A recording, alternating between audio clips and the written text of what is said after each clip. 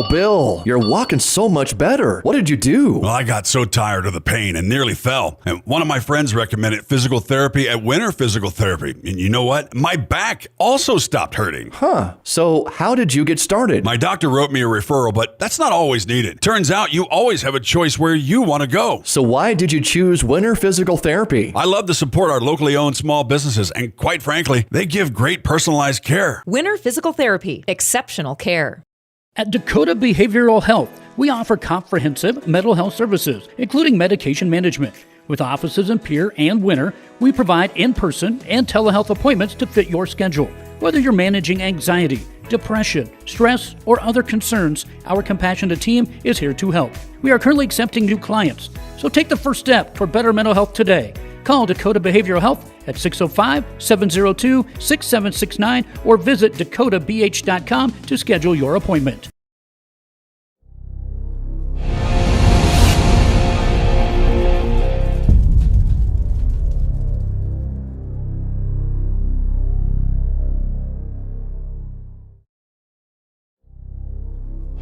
The Corner Station Convenience Store and the Crossing Pub are both conveniently located on Pleasant Drive in Pierre, South Dakota. At the Corner Station, grab your favorite hot and cold beverages and snacks while filling your vehicle up with Cenex brand gasoline. The Corner Station also features a super tunnel car wash to keep your vehicle sparkling clean. At the Crossing, grab a cold beverage and check out their selection of appetizers while watching the Stanley County Buffaloes and Pierre Governors live on their big screen televisions. Best of luck to all area students from the Corner Station and the Crossing. Allied Plumbing and Heating is your contact for business, farm, commercial, and residential plumbing needs located in Pierre. No job is too big or too small. Allied Plumbing is Central South Dakota's premier plumbing and hydronics contractor. At Allied Plumbing and Heating, the only surprise we want for our customers is how fast we get the job done. That's why we offer free estimates on every single service and no hidden charges. Give Allied a call today at 605-494-2001. And remember, you can always rely on your allies.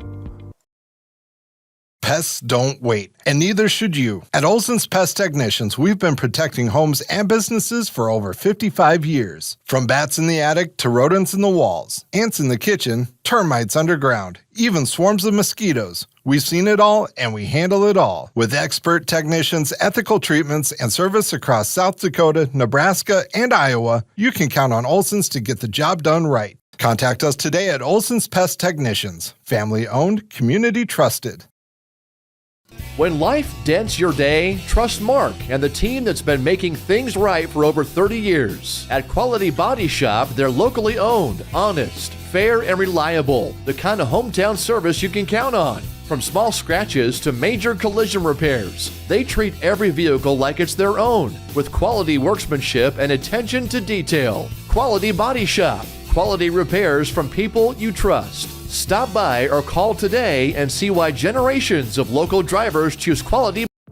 First Stop Insurance Agency is a local independent agency servicing Presho and Lyman County in central South Dakota. Working with ranchers, farmers, and families, we represent a range of insurance carriers and can help you compare your options for auto, home, farm, ranch, and business coverage. Before you buy your next policy, get a free, no-obligation quote and compare. Stop in or give Jody at First Stop Insurance Agency a call to get started today. What if the market shifts? What if the margins on your farm keep getting tighter?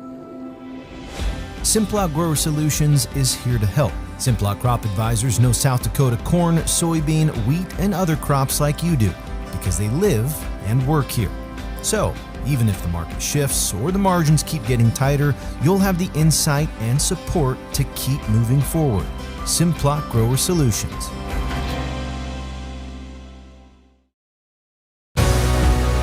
Protect what matters most with the Brittany Scheffelbein Agency, American Family Insurance. Our personalized insurance solutions ensure you're covered, no matter what life throws your way. From home and auto to farm, commercial, and life, we tailor policies to fit your unique needs. With our dedicated team and exceptional service, you'll have peace of mind knowing you're in good hands. Contact the Brittany Scheffelbein Agency, LLC.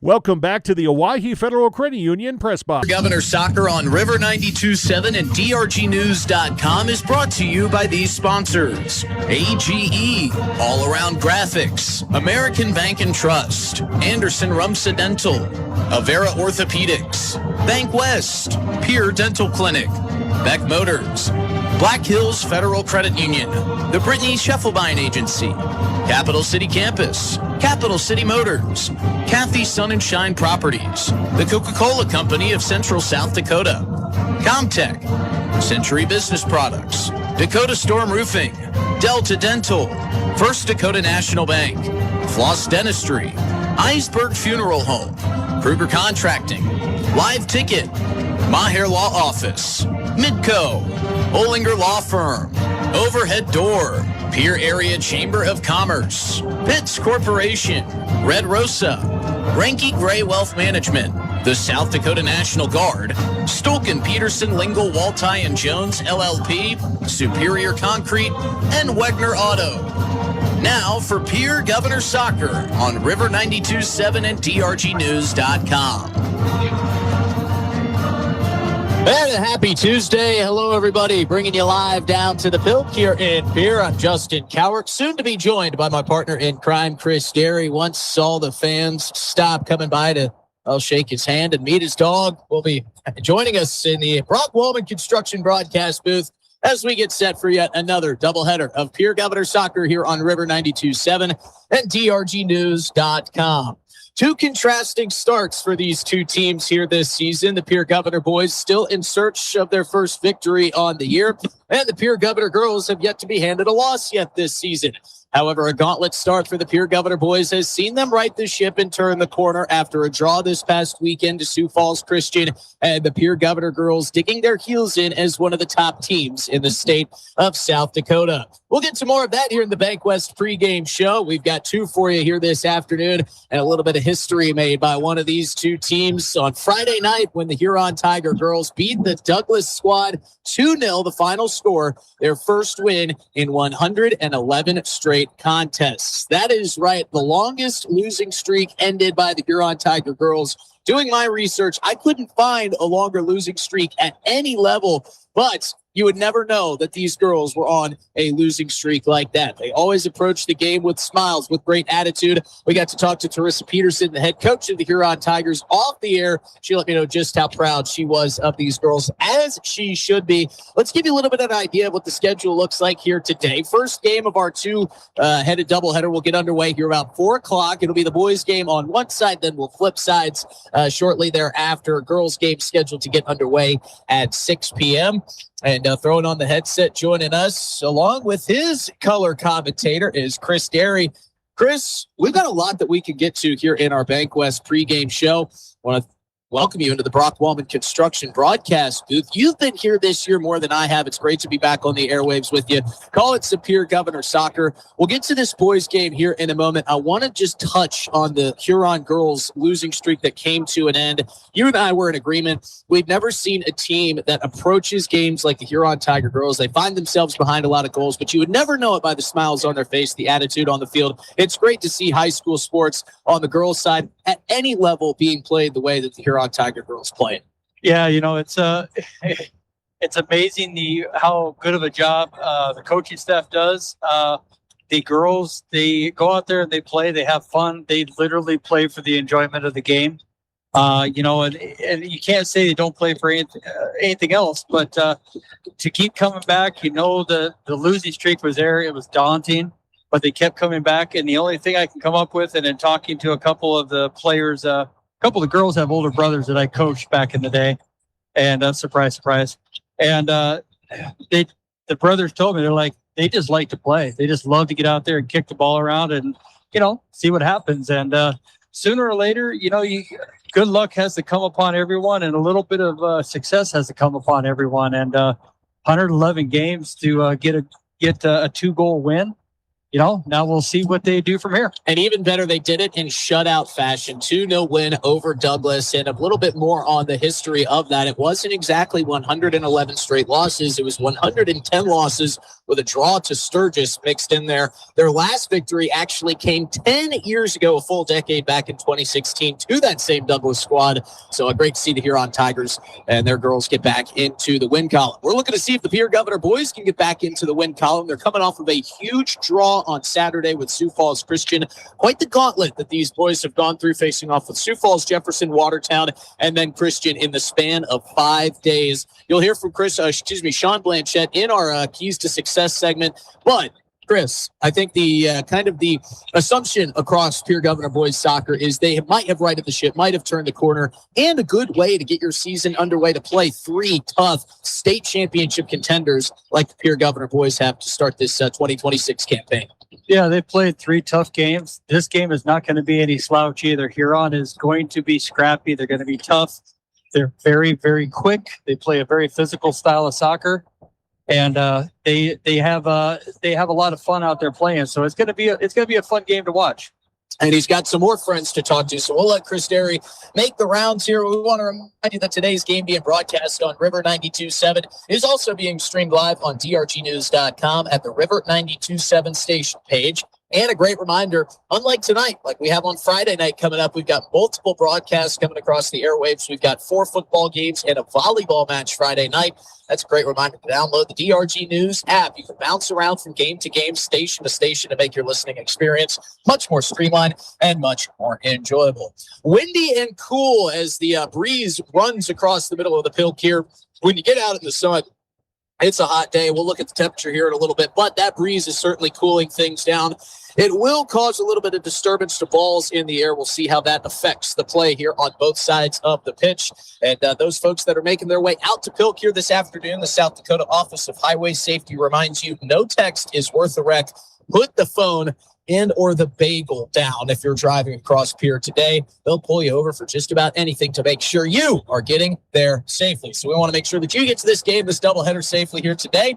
And big thanks to our friends at the South Dakota Office of Highway Safety. We're going to take a quick break. When we come back, we'll hear from head coach Sean Blanchette on what he wants to see out of his team today and what he's seen over the past couple of matches. As we mentioned, they're sitting at 0-2-1, but a lot of soccer left to be played here in the season. Hoping to pick up a win and score some goals today. We'll hear what Sean Blanchette has to say in our Central Dakota Eye Care Keys to Success. We'll introduce you to our starting lineups, meet our game officials, and get this game 1 of 2 underway on River 92.7 and drgnews.com. You're listening to the Bank West pregame show with more coming up next. From the early days of South Dakota statehood through today's digital revolution, BankWest has remained committed to helping customers and communities succeed. BankWest Associates uphold this commitment by developing innovative products, tailoring financial solutions to customer needs, and actively supporting community causes. For a bank committed to helping you and your community prosper, choose BankWest. BankWest. Convenient, connected, committed. Member FDIC. At Beck Motors in Pierre, we're here for more than just your next vehicle. Whether you're looking for a new Chevrolet or Cadillac, a quality pre-owned vehicle, dependable service, or collision repair, our team is ready to help. We've been serving Pierre and Central South Dakota for generations, and we appreciate the opportunity to earn your business. Stop in and see us on North Garfield Avenue. Beck Motors, Chevrolet and Cadillac in Pierre.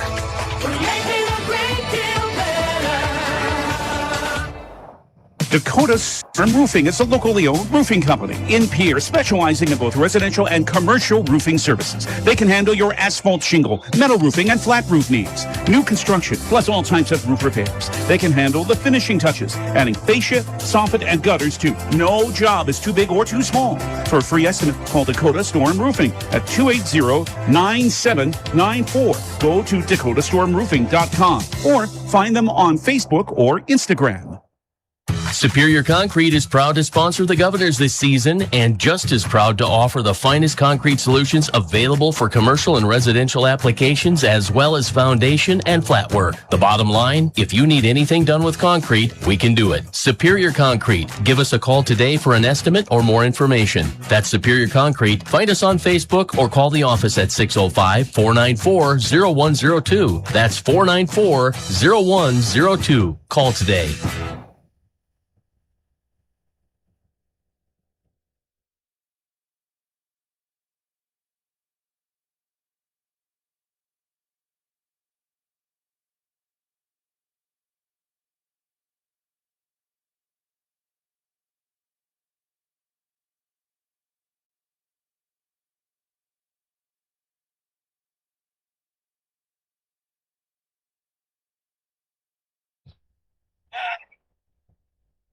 Back here in the BankWest pregame show as we're getting set for kickoff in game one, about 15 minutes or so away.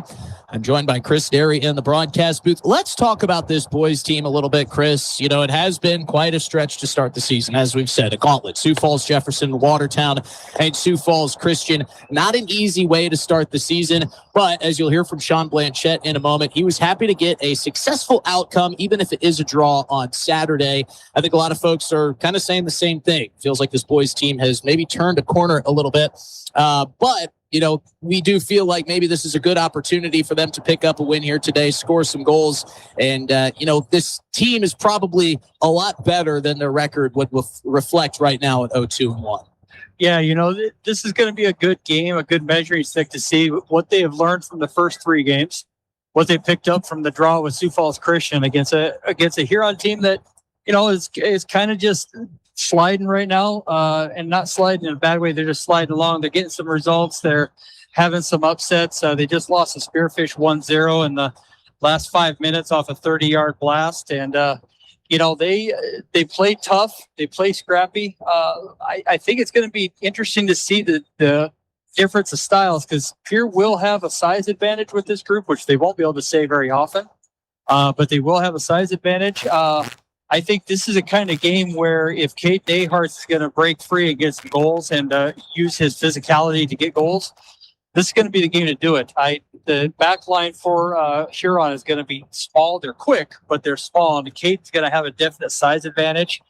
Jacoby's going to be tied up in the middle in there, but it's going to be fun to watch to see the matchups as they go across the field. The standout player for Huron, a gentleman who came over and gave me a hug there, Mr. He's going to be Huron's go-to guy, like Caden is for the Pierre Governors. And if the boys don't watch out for Mister, he will carve up the boys. So it's an interesting matchup. A lot of similarities between the two teams. It'll just be a matter of who's ready for today and who isn't. Yeah, you talk about a team possibly turning the corner and getting themselves on the right track. You could say the same about this Huron Tiger team. Starting the season 0-2, losses to Mitchell 4-2, and a loss to Aberdeen 4-0. But you look at those two combined records, they are 5-1-1 between those two teams. They did pick up their first and only win of the season against 0-2 Douglas. Final score there 6-1. So the ability to score goals is there for Huron. And like Chris mentioned, a very impressive, if you will, loss to Spearfish, 1-0 the final score. That lone score coming in the last minute of that match. 3-0-1 sits Spearfish on the season. So as you'll hear from Sean in a moment, and Chris, no easy opponents in this classification that any team will have to face, including Huron here today. Before we talk to head coach Sean Blanchette with our keys to success, let's hear a word from our friends who sponsor it, our friends at Central Dakota Eye Care. Regular comprehensive eye exams yearly are the key to finding eye problems before symptoms appear. Hi, this is Dr. Mike Bartlett. I've joined the team at Central Dakota Eye Care, continuing to provide the same high-quality care you've come to expect. I've been seeing patients here in Pierre for 30-plus years, and I look forward to welcoming you to my new location. Call us today at 605-224-6128 to schedule your appointment. Central Dakota Eye Care, 640 East Sioux Avenue in Pierre.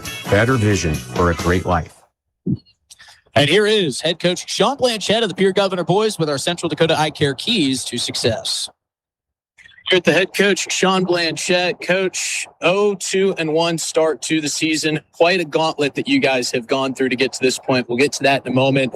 We talked about how good of a program Sioux Falls Christian is, coming away with a draw after last year's postseason loss. What do you guys look at that to use as kind of fuel? And where do you think the state of this program might sit after a big draw like that coming into a Tuesday game against Huron? Yeah, so first of all, I feel like we started to really right the ship on Saturday as far as we fixed our slow start problem that we had. Hopefully that carries through to today. But we settled into the game well, and we held very, very strong defensively. We did create some opportunities getting forward, but I think the most important part is that we kept Christian out of the net, right? We stopped the bleeding on that end. And so we got to start there. And the better we look and the more clean we are and the more connected and we are on defense, winning the ball more often, then we could start to build out to create the goal scoring opportunities. So, Christian is a very good team. They were a state semifinalist last year. I imagine they're going to be in the top 10 again, make another playoff run. So they're a quality side. And yes, it was their first game, but we really needed that result, a good positive result on a Saturday. You alluded to the fact of what our first three games were, and I expect that Sioux Falls Jefferson will be a top 3 team, Watertown will be a top 5 team, Christian will be at least a top 10, maybe top 8 team. So that's a tough start for any team to start the schedule. But coming away out of those 3 games, one positive result, especially as I felt like we're getting stronger and we were getting a little bit better, and our work rate was a little more, it was just a little more through 80 minutes on Saturday. I felt like we played a pretty complete game on Saturday, which is where we need to be. 3 games in 5 days. How would you say the legs feel for your guys coming into this Tuesday match? It's a little bit of time off in between Saturday and today, but again, a quick turnaround. How do you feel about the conditioning and the state of your team physically? Yeah, I think Saturday, we had less rest on Saturday than we will have coming in today. And it was mid-80s in Sioux Falls, but that's a turf field down there, and the field surface was hot. So it was a grind for the boys. There wasn't much wind, and they had really had to gut it out. But they did play very well for 80 solid minutes. So I think knowing that they can do it, that should carry over to today. Sunday's huge. I mean, Saturday's a long day. You don't get back till 10 o'clock at night. You have a really grueling game. But having that full day off Sunday so that they can just relax and rest. And then we went through some stuff at practice last night, but didn't really push them, super hard to wear them down. But I think they should be ready today. 3 tough opponents to start. You said it on Saturday, not a lot of wind. No easy opponents in this classification, and a lot of wind today. So how do you guys get ready to play Huron today? And what do you want to see out of your team? Yeah, there's going to be 0 easy games this entire season. That's just the way the ESD is made up now that we get into the bulk of that schedule. I want to see what we did Saturday carry through to today. I want to see us just continue to get better and be more consistent on defense, cut down on some of the individual errors. And I think there's going to be goal scoring opportunities for us today. So I look to just continue where we're at defensively, and then we're just going to keep working on building out and getting ourselves in front of their net. So I don't want to be a team that just sits back and just plays defense. We've got to learn to connect and get higher on the field too, which will come. But we've got the foundation. Now we need to build on it. Sean Blanchette, Pierre Governor's head coach. Thank you. Thank you. So you heard it there from Coach Blanchette, Chris. We want to see them not just sit back and play defense, which kind of was the theme that we saw through their first 2 matches with Sioux Falls Jefferson and Watertown. How aggressive do you expect Sean Blanchette to have his guys here this afternoon? Well, the only way you're going to score goals is to be somewhat aggressive. And he's going to need to be aggressive in the aspect of getting after the ball, winning the 50-50 balls, and finding the space to play into. Now, the other side to that, the flip side of that coin is that Huron, these boys, they like playing quick, small, we call it Arsenal style soccer. Arsenal over in the EPL is known for their small passes, their quick passes to open up a field and to get it around. Pep Guardiola with Manchester City does the same thing. A lot of these boys, they watch a lot of soccer. They like to play small passes. They like to find those passes, and then when they get into that final third, they got really quick guys that can go from 0 to 10 like that. So while you need to be aggressive, while you need to get off the ball and do those type of things, which I think Sean with this team they can do, They just got to be careful of the flip side of that coin of being too aggressive, and then Huron punishing them for being aggressive. Well, you heard a lot about those guys. Let's meet those guys in our starting lineups today. We will start with the Huron Tigers. We'll then hear a word from Envirotech, then introduce you to the Pierre Governors starting lineup as well. Starting with the Huron Tigers, they will be starting a couple of 8th graders today. Goalkeeper John Say, Aiden Mong, the 2 8th grade starters for the Tigers. Mr. Min, you heard Chris talking about Mr. earlier. Tisa 2 will be a junior starter at the midfield.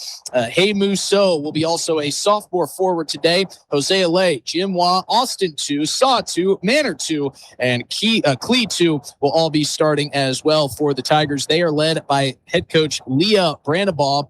And before we introduce you to, Brandaugh is the pronunciation of the Huron Tigers boys head coach today. Before we introduce you to the Pierre Governor starting lineup, let's hear a word from our friends who sponsor those lineups, our friends at Envirotech.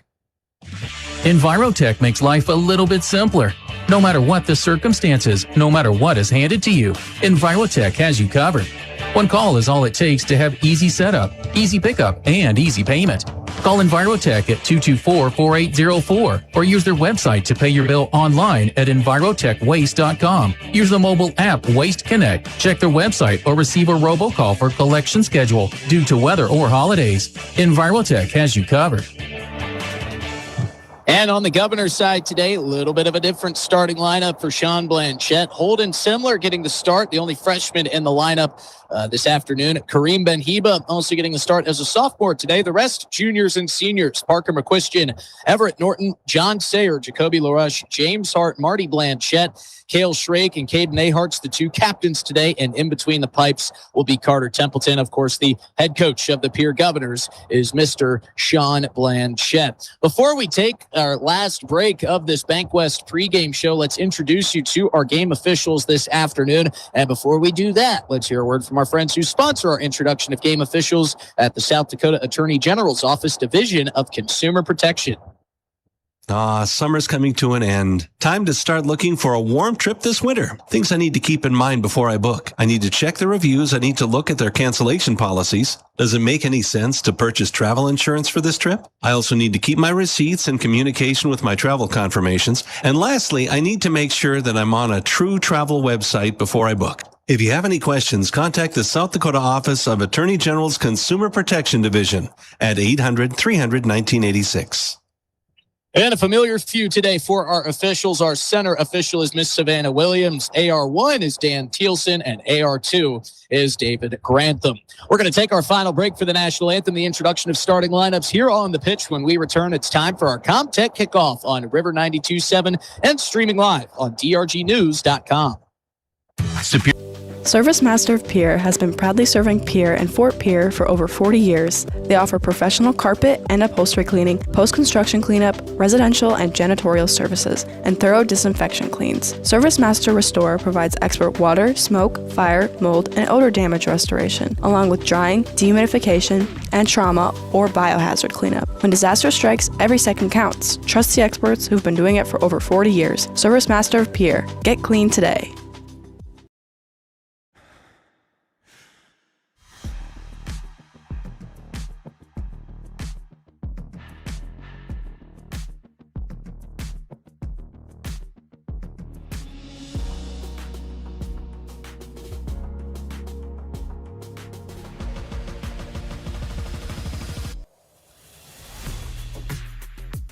Let's start building.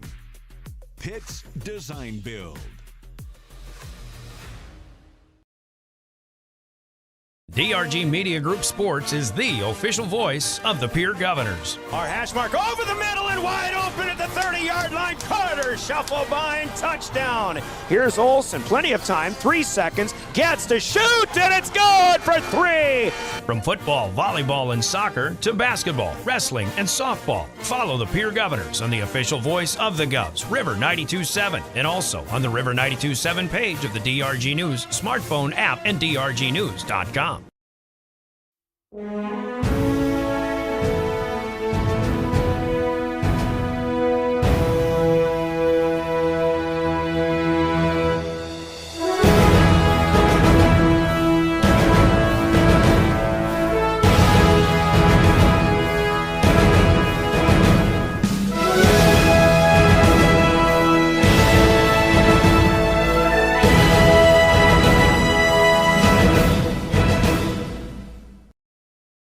Buying or selling a home is a big decision. You need an expert who knows the market and gets results. Scott Darnall at Lee Real Estate in Pierre brings experience, local knowledge, and a no-nonsense approach to help you navigate every step. Whether you're looking for the perfect home or the best offer, Scott is committed to making the process smooth and stress-free. Ready to make your next move? Call Scott Darnall at 605-220-2676. Lee Real Estate, Meredith Lee, broker, owner. Graham Tire of Pierre is your premier hometown shop, specializing in tires to fit vehicles, from ATVs to large farm equipment and everything in between. At your tire store next door, you can find a plethora of brand name tires that range from 4 to 10 ply and much more. Our highly skilled technicians can handle brakes, heating, and air conditioning. Call us today at 224-8643 or visit us at grahamtire.com. Graham Tire is a proud sponsor of Pierre and surrounding communities' local activities. At Iverson Auto, our legacy is your trust. Whether you're in Mitchell or in Huron, we embody the values that have defined us for generations. We have been your partner on the road since 1948. We bring decades of expertise to ensure your journey begins with confidence. Our goal is to turn your visit into a memorable experience, leaving you with a smile and peace of mind. Iverson Auto of Mitchell and Huron are here to make your car buying experience smooth and enjoyable every step of the way. Visit us online at iversonauto.com. Dakota Pro Air is a locally family-owned business that has been taking care of farmers' aerial needs since 2020. With locations in Letcher and Miller, Dakota Pro Air is able to provide service to a large area. Ground conditions too wet, or just don't want those sprayer tracks in your field? Give Dakota Pro Air a call for all your chemical and fertilizer application needs at 605-248-2314. Generational success means different things to different people. But to us, it means seeing my daughter follow in my footsteps, keeping the farm in the family, just getting to do this every day. We're Agtegra Cooperative, and we're generationally successful. That's who we are. Agtegra Cooperative.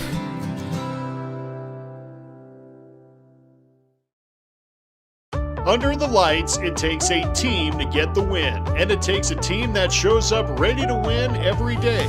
Purist and Harold is hiring production technicians and maintenance mechanics. If you're the kind of person who shows up, works hard, and has your teammates back, you'll fit right in. They offer gas reimbursement, an attendance bonus, and great Purist benefits. Join the team. Play to win at work too. Apply today at purist.com/careers. The Best Western Ramkota Hotel in Rapid City supports all South Dakota student athletes and their families. They are conveniently located off Interstate 90, close to downtown and minutes from the beautiful Black Hills. The Ramkota offers sports and family-friendly rates. Guests can relax for free in the indoor water park. They have 36,000 square feet of banquet and meeting space, and the award-winning Minerva's Restaurant and Bar is located on site. Best Western Ramkota welcomes everyone to beautiful Rapid City, South Dakota. Welcome back to the Owyhee. Sponsored by our friends at Comtech, and Pierre Governors huddling up in their home greens with their numerals in white stripes around the sleeves and the pant legs for the Governors today. Huron Tigers in their road white tops with orange numerals outlined in black shorts with a white stripe around the bottom of the pant leg. Pierre Governors will be attacking from right to left on your radio dial. Carter Templeton off in the goal to our right. Tigers attacking from left to right with John Say in the goal off to our left. Templeton in the gray kit today with the highlighter green numerals. John Say in the orange top fading into black, and the black shirts numeral in white.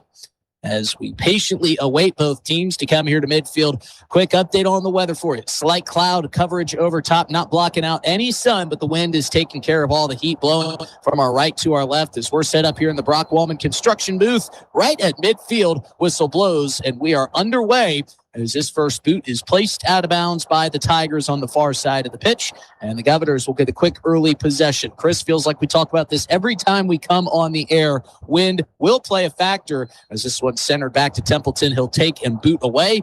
Is it going to play much of a factor, you think, today? And if so, how? It'll play a little bit of a factor. Obviously, the wind always does. a matter of whether or not it's going to really advantage anyone. The way the wind is blowing, I don't know it's going to be a huge advantage, but it will affect the passes, especially ones that get up in the air. Just got to drive the ball, keep it on the carpet a little bit more, but it's not a straight north-south wind, which is what the ones that really advantage a team at PILC do. So it'll be interesting to see. The shots that are coming from the far side of the field towards the goal are going to float a little bit, and the ones coming from this side are going to dip. Yeah, I think the way that the Huron Tigers are attacking in this first half, their passes up in the air and towards the goal will buff it in that wind a little bit. And the Governors with the wind at their back, if they can put it pinpoint accuracy, might assist with a little bit of speed behind the kick. But both teams have to play in it. So like Chris said, probably not much of an advantage either way. Both teams going through the feeling out period. We're bringing you scores and times off our scoreboard today. Brought to you by Gales Gas Service, which is off to our left. It's always funny. We get a pretty good vantage point of what the time says when we're calling the boys' game. A little bit of a disadvantage on the girls' side as this one's taken off the foot and coming the other way. Here is Kareem Ben-Hiba in the starting lineup this afternoon. He delivers a spark off the bench. Blanchette wanting to see that parlay into the starting lineup. Couldn't do anything with that stolen pass just outside the penalty area. Huron back on possession. In their own end, off to our left here. First couple minutes of play, Caden Ahart's trying to match the physicality that the Tigers will have to bring to this match and really all their matches as this is passed through beautifully. One-on-one stopped by Templeton. Staying with it here is Mr. Min. Then loses the handle. Shot point blank from Hey Musso was blocked beautifully by Carter Templeton. A little bit of lapse in defense there from the Governors, Chris. Yeah, it was a great ball, open up the channel behind the defenders. But Carter Templeton, that's why you play high on your line like that. Don't give him a chance to get comfortable, force the shot. And the only shot that Huron had there was to blast it at him, and he got the strong hand on it. Jacoby LaRush dribbling through some defenders. Long outlet pass on the far side for John Sayer. He gets to it first, rounding the corner inside the box. And John Say, coming off his back line, picks up the loose ball. Yeah, Chris has talked about it quite a bit through the first couple of matches. Carter Templeton with a big frame, using it to his advantage here early to keep this game scoreless. Hey Musso again on the rush here on the near side. Pinwheels comes back to the corner of the penalty area. Now working hard against Cale Schrake, one of the team's two captains. Centering pass deflected away. The defensive back line of the Govs back towards midfield. And made a point in the Bankwest pregame show, Chris. What Huron lacks in size, they make up for in speed and physicality. Yeah, and that's what you're seeing right now is you're seeing a lot of quick passes, and then when they get to that final third, they're gonna give a ball and try to open up the back line because Sean has them playing a high line right here, so they're looking for an offsides trap or to make them stay honest. And so far, the two opportunities that Huron has had has been from just working the ball like they are right here, small little passes, ding, ding, ding, and then a long pass to put them in behind. So in order to shut that down, what Pierre needs to do is just step to the midfield and stop the service from the midfield to get keep from those balls going in behind their defense. Tigers owning the possession percentage here early. Staying with it here is this one's floated in towards the box. First touch off the mark. Another save by Carter Templeton off the foot of Jose Alay. Sean Blanchette screaming from his sideline, do you want to win or not? Maybe some of the, it was a busy start to the season. 3 games in 5 days against some of the state's top teams for Pierre. And maybe, shaking some of that rest off. You can get in kind of a groove when you play that much action through a couple days, but sometimes that soreness stays away until you finally get a couple days of rest. And on a warm day, even though the breeze is assisting with some of that heat, maybe some of that soreness catching up with the Governors. Yeah, the other side of it is as many games as they've had to start this season in a very short amount of time. The other part of it is the mental fatigue. We haven't had a great amount of success. We haven't scored a goal.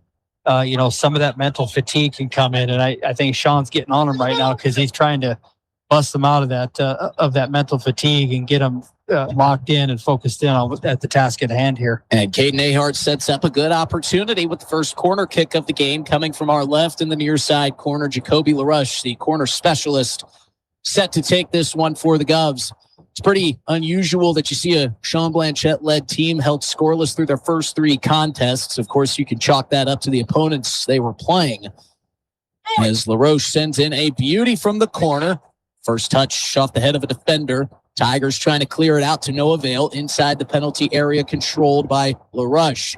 Backline shot in front, and Sayer sends it over the top of the crossbar. Golden opportunity missed off the left foot of John Sayer. Yeah, you could not ask for a better, what we like to call a silver platter. Jacoby put that on a silver platter, and all he had to do was touch it. And you don't need to put any power in it. Just touch it and put it on frame. And unfortunately, John put some power behind it, and that's the result. Yeah, one came off the top of the foot a little bit, went straight up the elevator shaft, up and over. You could probably set up Sayer with that pass 100 times, and they'll make it 99. That was the one miss. And you know what? Sometimes that scoreless bug is contagious, just trying to get the monkey off the back. We'll see if the Governors can continue to give themselves some, as Chris said, silver platter opportunities. Up the far sideline, Everett Norton continues to advance. That one cleared out of harm's way. We'll stay with the Governors. Long throw in is going to be deflected and taken over by the Tigers. Aiden Mong trying to dribble through traffic. Yeah, and they're just, you can see Huron right now. We're going to try to control the ball, possess it a little bit, bring numbers in. And that's what Pierre needs to do is step into that midfield there, take away the service and attack them in the midfield. Don't let them turn and face up and pick what they want to do. Force the issue a little bit. And that's what Sean's talking about playing attacking soccer, not just sitting back, but attacking them even in the midfield and winning that ball. And not to be one for theoreticals, but you feel like if the Governors had at least scored once in these first 3 games, that pass to John Sayer might have been put in the back of the net. Everybody wanting to score so badly, trying their best. And of course, that one was put on so quickly. And John Sayer, such a talented player in his senior year. Thanks so much to Blanchette and this program. One of those guys you got to have.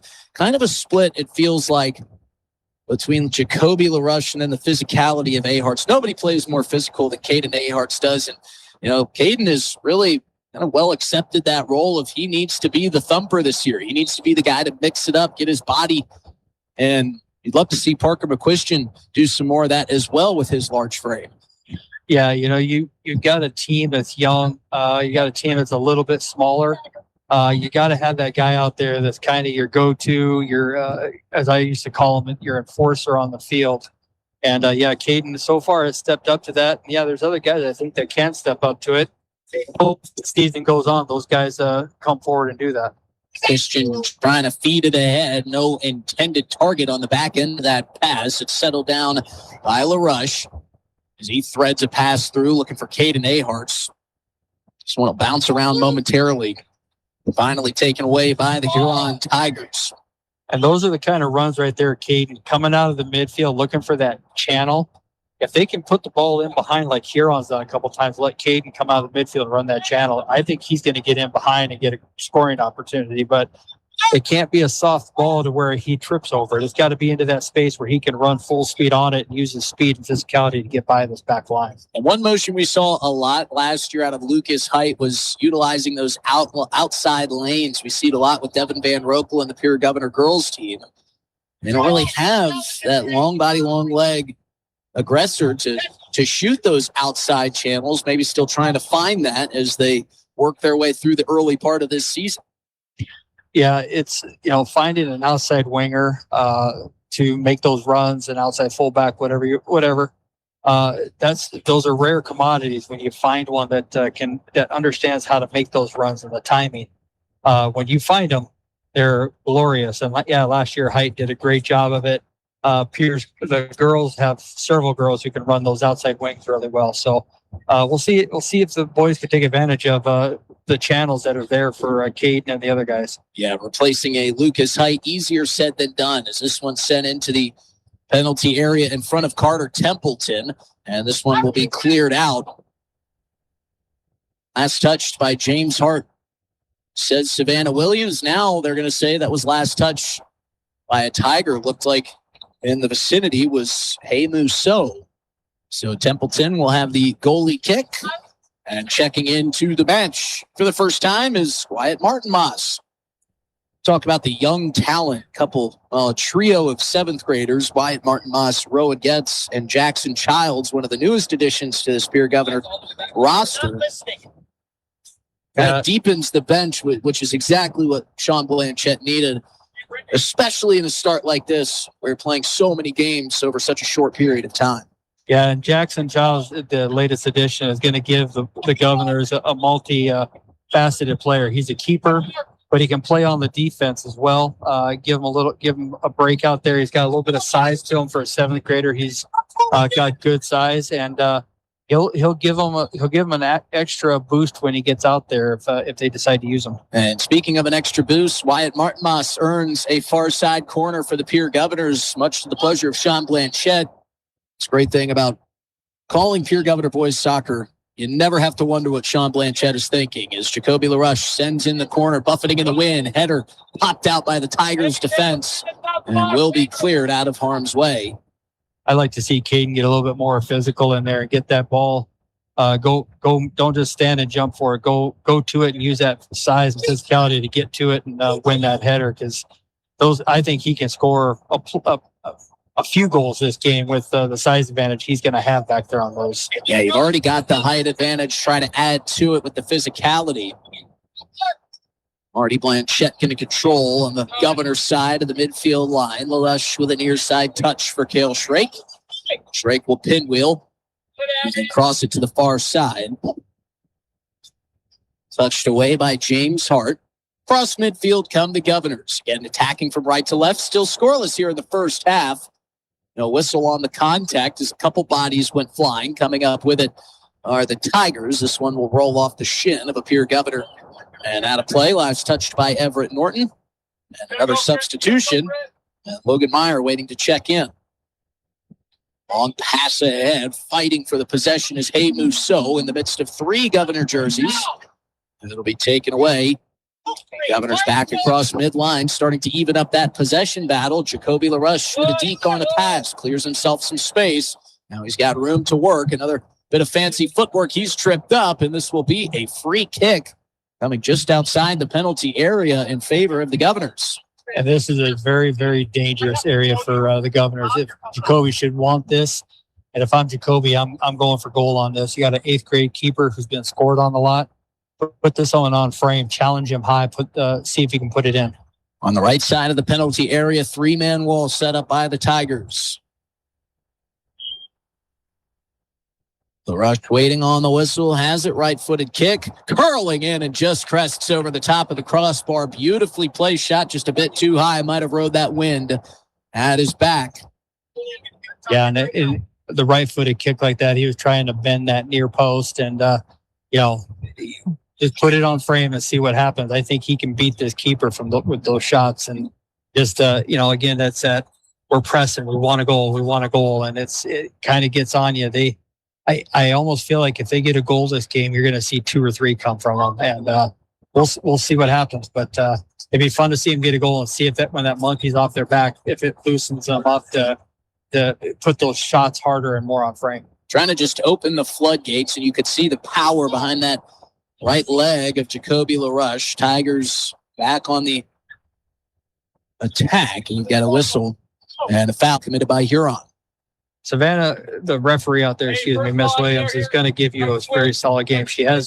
I've refed with her before, worked with her before. She has a very particular way she wants to see the game played, and but she's going to let the boys play and win out there. And it's fun to watch her get out there and referee these games. Long boot ahead will bounce over everybody and into the hands of John Say, who will collect it just underneath the D. Savannah Williams, Dan Thielsen, and David Grantham are officiating crew today.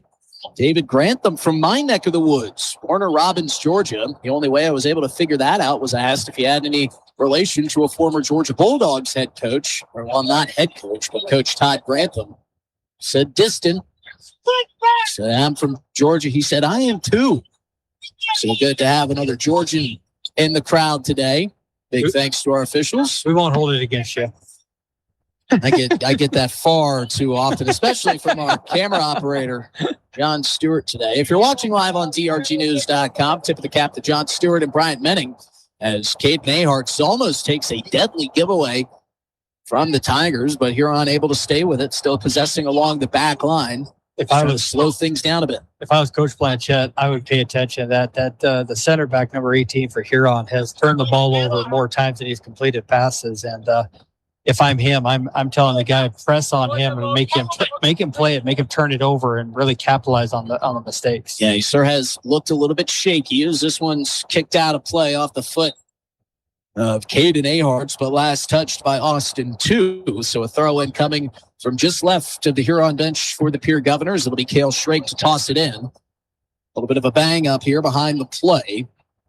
There's Anthony Molina Polanco hobbles off. We'll keep an eye on him. Hope he's all right. He'll be checked out by Matthias Diaz Chambia.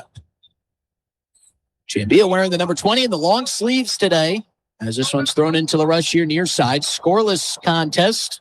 Get you a time check unless the mental clock of Chris Derry is Rolex sharp, as it often is. He's going to say we've got 21 minutes of... No, I think we're 12 minutes in. 12 minutes in. I was going to say, we're having fun, and time flies when you're having fun, but... 12 to 14, I can't. I've been paying close attention. Free kick here for LaRush. Almost like a corner kick. Bends and just catches the outside of the net. But this is going to be last touch by the Tigers and John Say. That kick came from a few yards north of the near side corner. So it was essentially a corner kick, but from a more advantageous angle. Now a true corner kick coming from LaRush. Third of the first half. This one headed away, and we'll do it all over again. We got a time check from Bryant Menning, and he let us know there are 24 minutes left to play in the first half. And thought that was off the forehead of a Huron Tiger, but they flip it, say it was off the Governors. So a free kick rolled away, but you can see the pressure being shown here on the front line of the Pierre Governors, just trying to suffocate this back line of the Tigers defensively and really force them to make crisp, clean passes. Like Chris said, that has been an issue for one or more of the Tigers here thus far. So we'll see if the Governors can take advantage. Tigers have given themselves some great opportunities in the early going. It's been up to Carter Templeton to make some really sharp saves to keep this game scoreless. After those first couple minutes, though, Tigers haven't really been able to put an exclamation point on that pressure. Yeah, I think Sean has gotten, boys started off a little sluggish. I think Sean was kind of noticing that in the pregame. You can kind of see him getting on the boys a little bit. I think he's seeing that they need a little focus. And as they've got more focus in the game, you're seeing the benefits of it. Caden Ahart stepped in front of that throw-in, got it to go off his thigh in the direction of the Huron Tigers' net, but carried a little bit too much pace off that thigh and went out of play before he could get to it and salvage that touch. So the Tigers will look to advance it towards midfield. It's been a little bit of a stretch since they've been able to really put an offensive push together as they get it across the midline to Jose Lay. Hosea, with his eyes upfield, threads a pass inside, taken in by Hey Musso. Now controlling is Mr. Min, gives off, give and go. Into traffic. A lot of green jerseys. Now a shot on goal sent just wide by Diego Molina. Gorgeous touch inside from the Tigers. Set up Molina perfectly one-on-one with Templeton, but a shot came off the inside of his right foot and just steered left of the net. That's a small little quick passing I was talking about at the beginning there. Huron does it well. That's been a trademark of the community for many years now, that small quick passes. And if you jump at them, they'll pass right around you as they did right there. So Pierre just needs to adjust. They've been playing great the last 10 minutes. They just need to continue what they've been doing. Well, you can have impressive outcomes and still not come out. A 1-0 loss to Spearfish from Huron was well played for about 79 and a half minutes as Jacoby LaRush knifes his way through the defense, sends it out in front. Now it will be shielded away by Chambia. Yeah, and I'd like to see Jacoby right there. Caden gave that ball to him and then ran that channel. That's that channel I was talking about. Him coming out of the midfield, they're not marking him. If Jacoby gives him the ball right back behind the defensive line, Caden can run in behind that, get that shot on frame. Well, as we mentioned, it is warm today, even with the breeze. So we've got our first Coca-Cola bottling hydration timeout. We'll take 60 seconds and be back with more Pure Governor soccer after this. Still scoreless midway through the first half in game one of our doubleheader on River 92.7 and drgnews.com.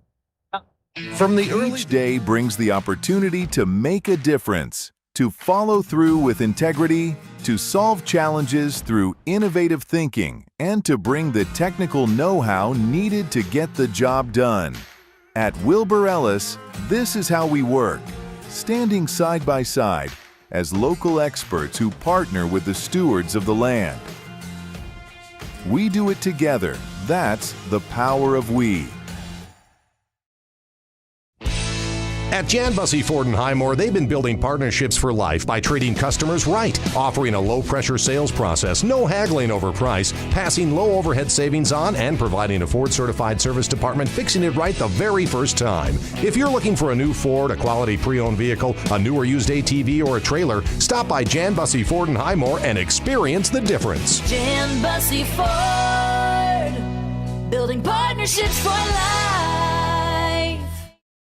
Futures aren't made by accident. They're dreamt, they're planned, they're discovered.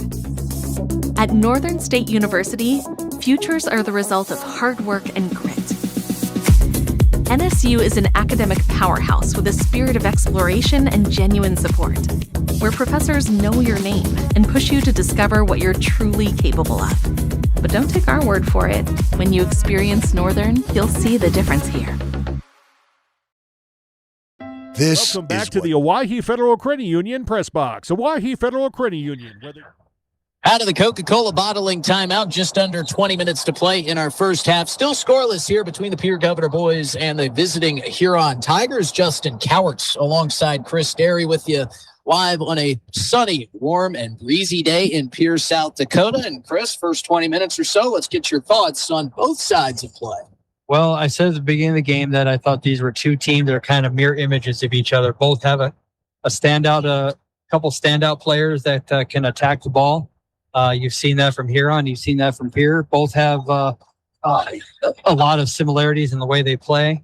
I think Pierre has a distinct advantage in the keeper area versus Huron. That's just my opinion. That's not fact, but I think it's been a pretty evenly matched game. I think the adjustments are going to be what wins this game. And if I'm betting on who makes the better adjustments, I'm going to go with Coach Blanchette on that one. So I'm sure at this little water break here, he gave the boys, hey, let's attack this or whatever knowledge he shared with them as they were over there. Yep, both Sean Blanchette and Leah Branagh able to get their words of wisdom to their respective teams. And a couple of the big moments in the first 20 minutes of this match have been some point-blank saves from Carter Templeton. Could have very easily been 2-0, but it could have also very easily been 1-0. Pierre John Sayer missing a point-blank shot on goal. And, we can just kind of chalk that one up to Pierre Governors haven't scored yet this season. They feel that pressure. It's been mounting, and the monkey is on the back. Trying to get it off can be the hardest,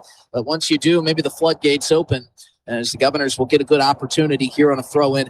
Moving right to the left, and that throw-in coming just in front of the Huron Tigers bench, which is set up to our left. This one cleared out. Marty Blanchette will be able to throw it in a couple yards south of the midfield line. Tossed in softly as Blanchette swaps with Cale Shrake. Now Blanchette with a forward centering pass deeper into the Tigers' defensive zone.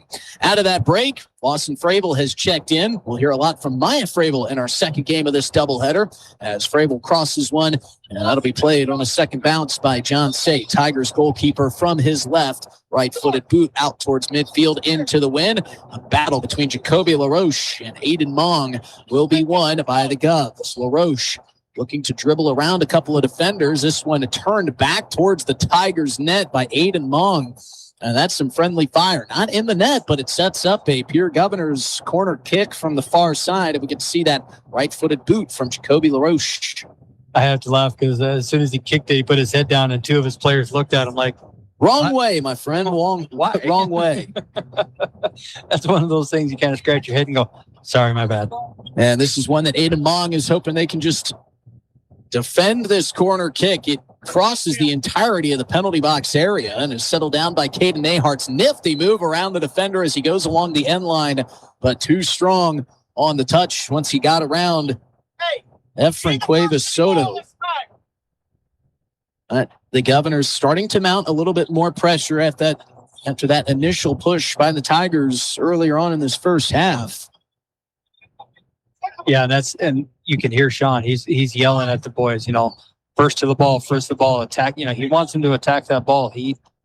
They've got momentum. They need to get a goal here and really get this game opened up. Gorgeous pass from Aharts to the end line here near side for Logan Meyer, who crosses it for Martin Moss. Martin Moss getting to work. A little June bug action on the defender. He will be stripped of it, but it will be steered out of bounds by Saw 2. And another corner kick coming for the Governors. And Jacoby LaRush has done his job. He has set up a couple beautiful corner kicks. Want to see a little bit more physicality out of Caden Aharts.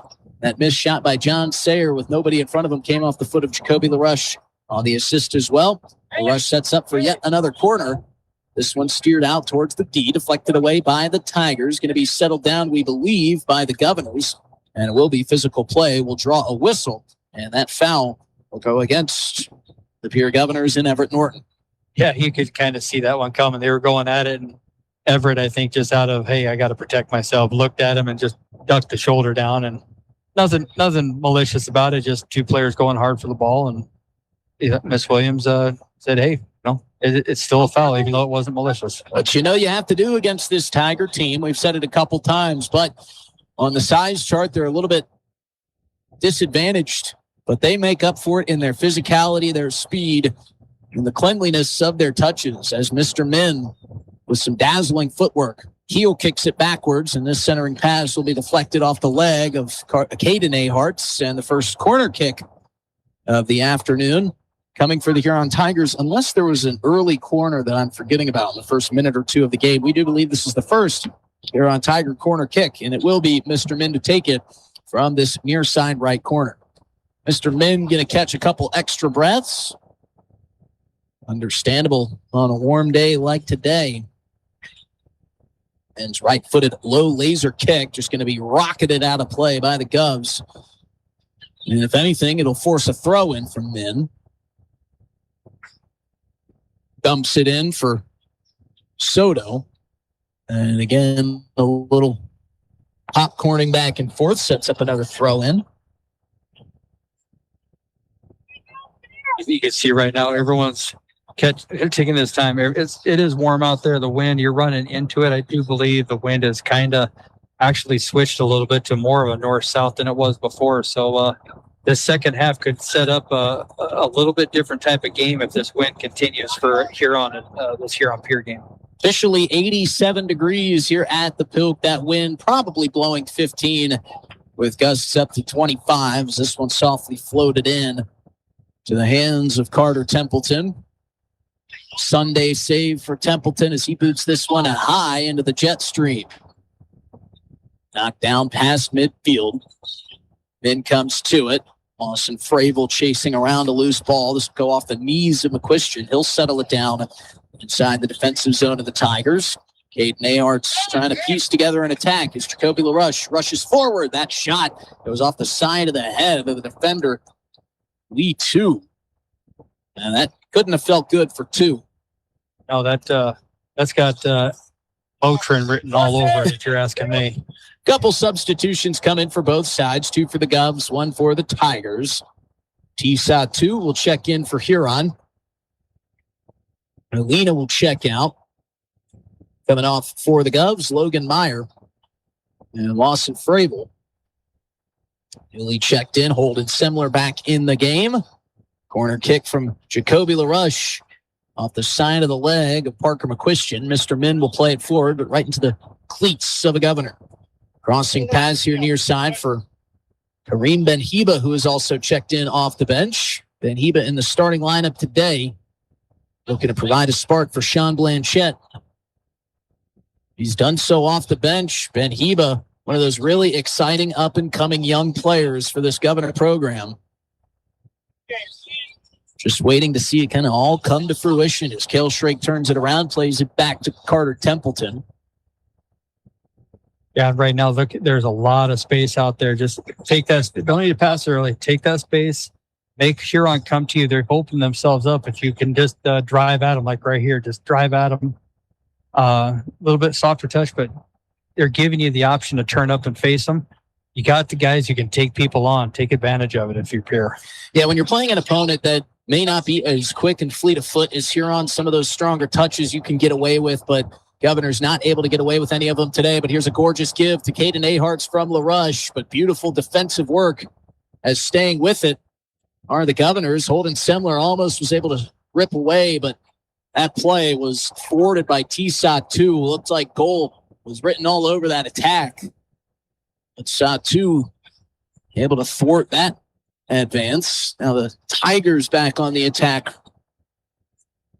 T-Sot-2 with a long float pass up ahead. Settled down by Min. Left foot shot is off the mark by Min. Awkward positioning as he was trying to kick that one in from his belt buckle. Unable to get the lower half turned around in time. And goalie kick for Templeton. Yeah, and if for those of you who don't understand what I'm saying, you're watching it on film here. A lot of these passes, Caden and Jacoby are fumbling with. If they just put that ball a little bit harder into that space behind this defensive line, let Caden run onto those, or Jacoby or whatnot. I think it's going to be there all day for him, and I think that's what Coach Blanchett's talking about. Be the first to the ball, get these balls forward and press on them. And I think you're going to see a goal come if they can just get that ball in behind and let Caden or Jacoby or whoever's up there run in behind the defense. Around the final 10 minutes of this first half, still scoreless. Both teams with opportunities, neither able to capitalize to this point. Throw in for the Govs in the Tigers' defensive zone. Jacoby LaRush looking for some room to work. Right center, middle of the attack. And he's going to be taken off the ball by Sot-2 again. Cleared back towards midfield. Sean Blanchette trying to will his team, asking them to pick up the intensity and the pace a little bit. Carter Templeton with a long kick way down the pitch for Wyatt Martin-Moss. That'll be headed out of play by the Tigers. Martin-Moss will get the throw in. Governor's offense will be able to get set up a bit. Yeah, that was Carter saying, I'm tired of the ball being back here. Let's get it forward where it needs to be. And he's listening to Coach Blanchette and Coach Aharts over there as well. Get that ball forward. Let's press these guys. Ryan Martin-Moss with a give and go. Cale Schrake, inside feed. Shot on goal is in for Aharts. And the drought has come to an end. Caden Aharts breaks a 3-game scoreless streak. And he's got the Governors on the Gales Gas Service scoreboard. 1-0 Governors lead here in the first half. And we just talked about it. Get that ball behind the defense. And that's what happened. Got the ball behind the defense across. And, once you get the ball behind the defense, it's a lot better, a lot more easy to create those opportunities. And great, calm finish by Mr. Aharts to put the Governors up 1-0. Well, it took them 3.5 matches, but they're finally on the scoreboard. And we'll see if kind of our prediction of a flurry of goals to follow comes true. Caden Aharts credited with the score. Looks like Cale Schrake was there on the assist. And also getting involved is Holden Semler. A complete team effort. And all really started by Wyatt Martin-Moss with his initial pass, who's got it here as the Governors go on the attack again. Cale Schrake working to Jacoby LaRush, far side in the penalty area. This shot deflected away by the Tigers. Last touched by Austin 2. And yet another corner kick coming for the Govs. Feels like half the time they're in the Tigers' defensive zone, they come away with a corner kick. Yeah, and they just need – the Governors just need to keep pressing. Keep putting those balls into the space. Keep running onto them and pressing that back line. I think there's many more goals to come in this game if they keep doing it. Corner deflected out of the penalty area towards Wyatt Martin-Moss. He'll send it back in, but it's directed away. Back towards midfield. Parker to Christian controls. As we might get to see another long Templeton boot, this time with the left foot. Blanchette trying to backpedal to it, stumbles down. able to get back to his feet. He finds Jacoby LaRush with the soccer ball. Rush working calmly on the defender, sends it in for McQuistion. This one popped high into the blue Pierre sky. In for Blanchette. Still popcorning around back there deep in the Tigers zone. Wyatt Martmas pulled away, but Jacoby LaRoche with it again. Out in front, McQuistion had a defender step right in front, but a long shot from way out. Put just a bit high and over the crossbar. That was Everett Norton. That one, a true threat. Tough shot on the move, one-timer crack. Yeah, Norton there. That would have definitely been a highlight goal if he'd have made that from there on the way that ball was, the way the whole thing has been set up there. So keep shooting. You've got that goal. You've got the lead. You should feel a little bit confident now. The boys should feel a little bit more relaxed. They got that goal in. Now it's time to just take advantage of all the opportunities you're creating for yourself. John Say's goalie kick headed back in his direction by Caden Aharts, but the Tigers finally able to settle it down. Long floater ahead, and you can certainly tell a lot of these high passes in are being knocked down by the wind for the Tigers. Yeah, and that's what I was talking about in the second half. The wind changing a little bit like it has. It definitely set up for an advantage for Huron, which means Pierre's either going to have to step in the midfield and stop these services or drop back a little bit and be ready for him in the second half. Certainly behooves the Governors well to be up 1-0 in this match in the waning couple minutes of our first half, with the switch of fields coming up after our halftime break, which of course is sponsored by our friends at Wealth Partners Ameriprise Financial. Long bouncing kick to the far side corner. Caden Ahart's his best to chase that one down, but no avail. It's well out in front of him in the wind, again assisting it on its way. John Say. Gonna let Cuevas Soto take this free kick. Tries to knife it through that prevailing wind. Settled down by Mr. Min, coming back the opposite direction. Dribbling his way through traffic. Up ahead to Aiden Mong. Mong with a low line drive trajectory pass up ahead. Looking for Matthew Tin. That one going to be steered out of play by the Governors. Let the defense get reset. Chambia will throw it in. Kel Shrake can work it away from the defender. Sidestep by T-Sa-2. The line drive kick cut off by Marty Blanchette, but settled down by Min. Min turning the corner low. Line drive shot or a pass. Either way, nobody on the back end to field it. Rolls all the way to the far side corner. Maintained by the Tigers. And a corner kick coming as that pass was off the back of a Governor defender man or two, putting it into the numbers. Right off the back of Everett Norton. And this will be an interesting corner kick. The wind is going to blow this ball out. So if he wants it in that 6-yard box, he's going to have to drive it. Otherwise, it's going to hit around the PK or the top of the 18. I mean, with this wind, in theory, you could kick it behind the net and it would blow back into play. Mr. Min takes it off the head of a Governor defender. Settled down. Looks like by the hand, but no whistle of the Tigers. So they'll stay with it. Cale Shrake rips it away from the defender. And now he's just going to turn on the Jets. But a beautiful defensive play by the right foot of Maynard 2 stops what could have been a one-on-one opportunity with Caden Aharts and the goalkeeper.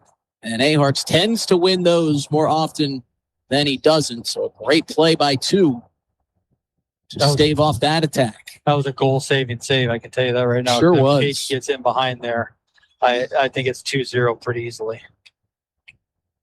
Not many goalkeepers can stop Caden Aharts when he's got a free run at the net, especially with speed. Tigers at midfield.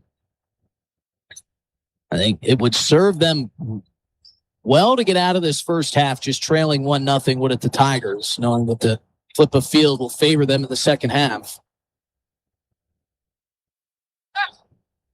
They might just try to hold on and white knuckle it here on these final couple minutes.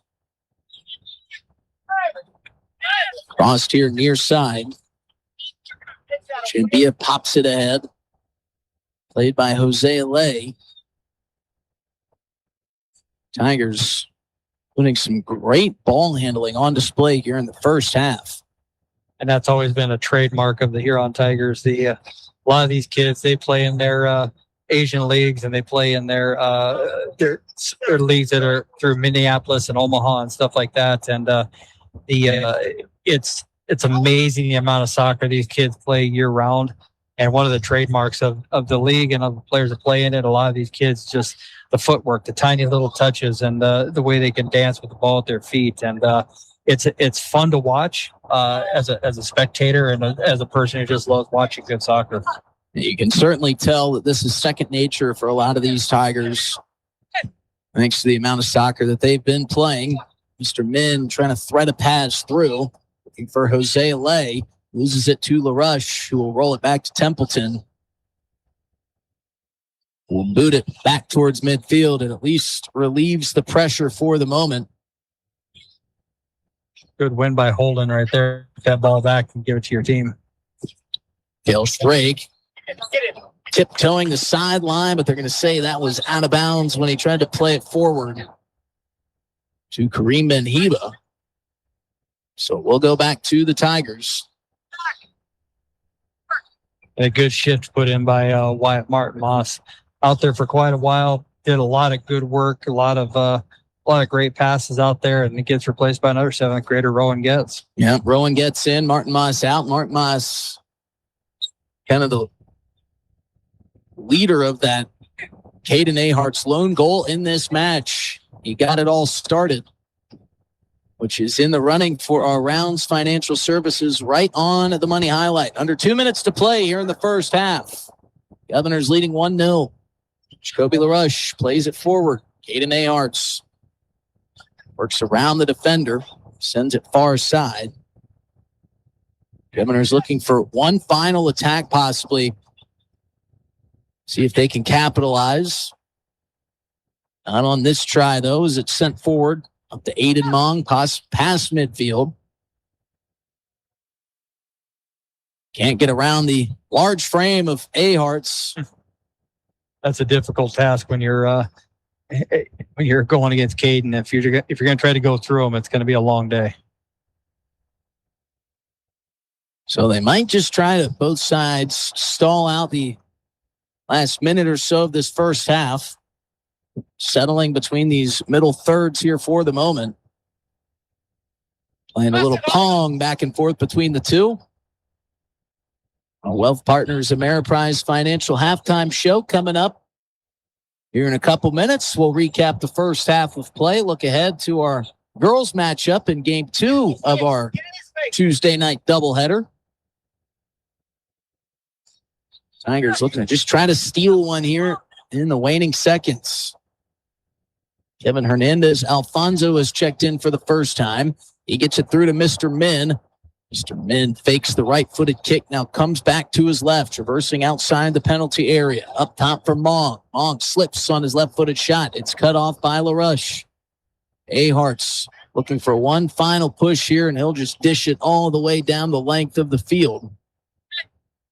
John Say out to his left, and maybe the gas tank running on E for a couple of those guys. You don't often see Aharts give up a look where it's he and just a few defenders at midfield.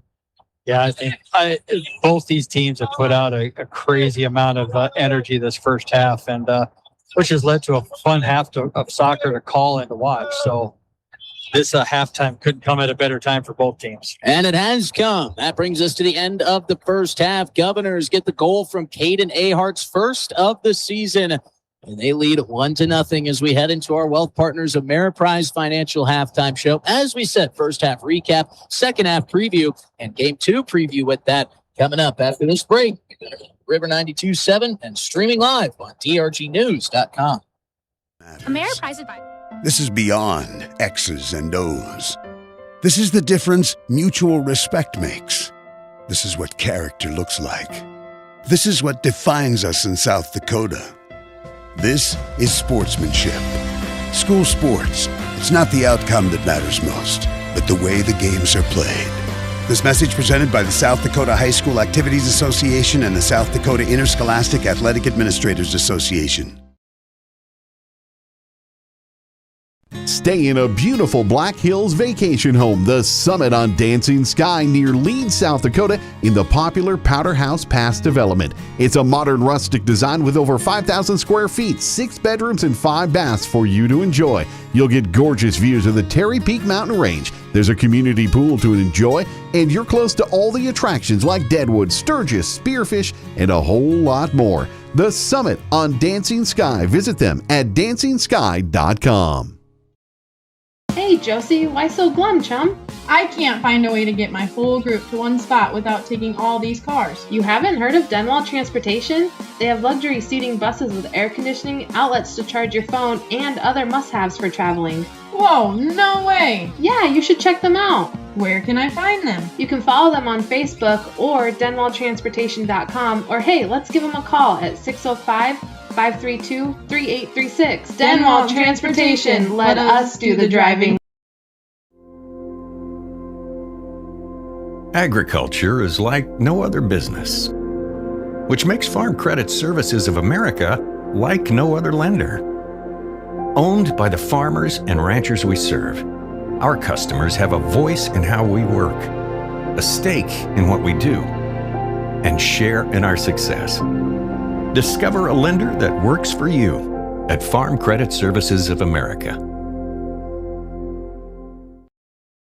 Wouldn't it be great if you could buy the car, build your loan, and park the payments for 90 days? At Dakota Land Federal Credit Union, you can do just that. Find your next set of wheels or that perfect recreational vehicle. Stop into any one of our 12 convenient locations and custom build a loan to fit you. And then go for a drive while you enjoy no payments for 90 days. Check us out online at dakotalandfcu.com for details. Dakota Land, federally insured by NCUA. Need a boost? Want to start feeling better? Atlas Chiropractic in Winter now offers hyperbaric oxygen therapy. This state-of-the-art treatment increases tissue oxygen levels by over 1,200%, helping boost the body's natural healing processes by more than 70%. Hyperbaric oxygen therapy can help with sports injuries, nerve and brain injuries, including concussions, vascular and blood vessel issues, fibromyalgia, and other inflammatory conditions. This treatment is FDA approved and research proven. Visit Atlas Chiropractic in Winter, home to one of the few heart chambers in the state of South Dakota. Call today and start maximizing your healing. Now's the perfect time to stock up during Grosenberg Implement's semi-annual filter sale.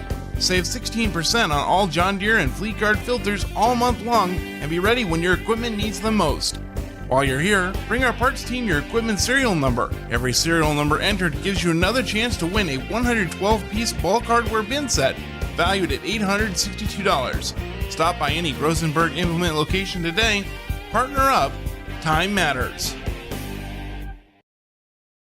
What if we said back to the Owyhee Partners Ameriprise Financial Halftime Show? Justin Cowarts alongside Chris Derry, John Stewart, Brian Menning on the camera, and I don't even know who we have back in booth. Could be Chuck Hansen, could be Addie Johnson, could be Scott Colomb, could be anybody from my knowledge, but could whoever be it is, Williams. could be. Yeah, she does it all. Big thanks to whoever's back in the studio, keeping us up on air here today at the half. 1-0 Pierre Governors lead. And Chris, there could be a lot more goals on the board both ways. We got this game started quickly with a couple Huron attacks. Carter Templeton coming off the back line, making some gritty saves in the face of some pressure by the Tigers early on. And he came over to grab some water at the break, and you kind of commended him on those saves, kind of putting his body on the line, being aggressive there. And that's what you've wanted to see all year and all career out of Carter Templeton. Yeah, Carter's a great kid, and I've worked with him alone, one-on-one at the position he's playing now at keeper, as Cam and a lot of other people. And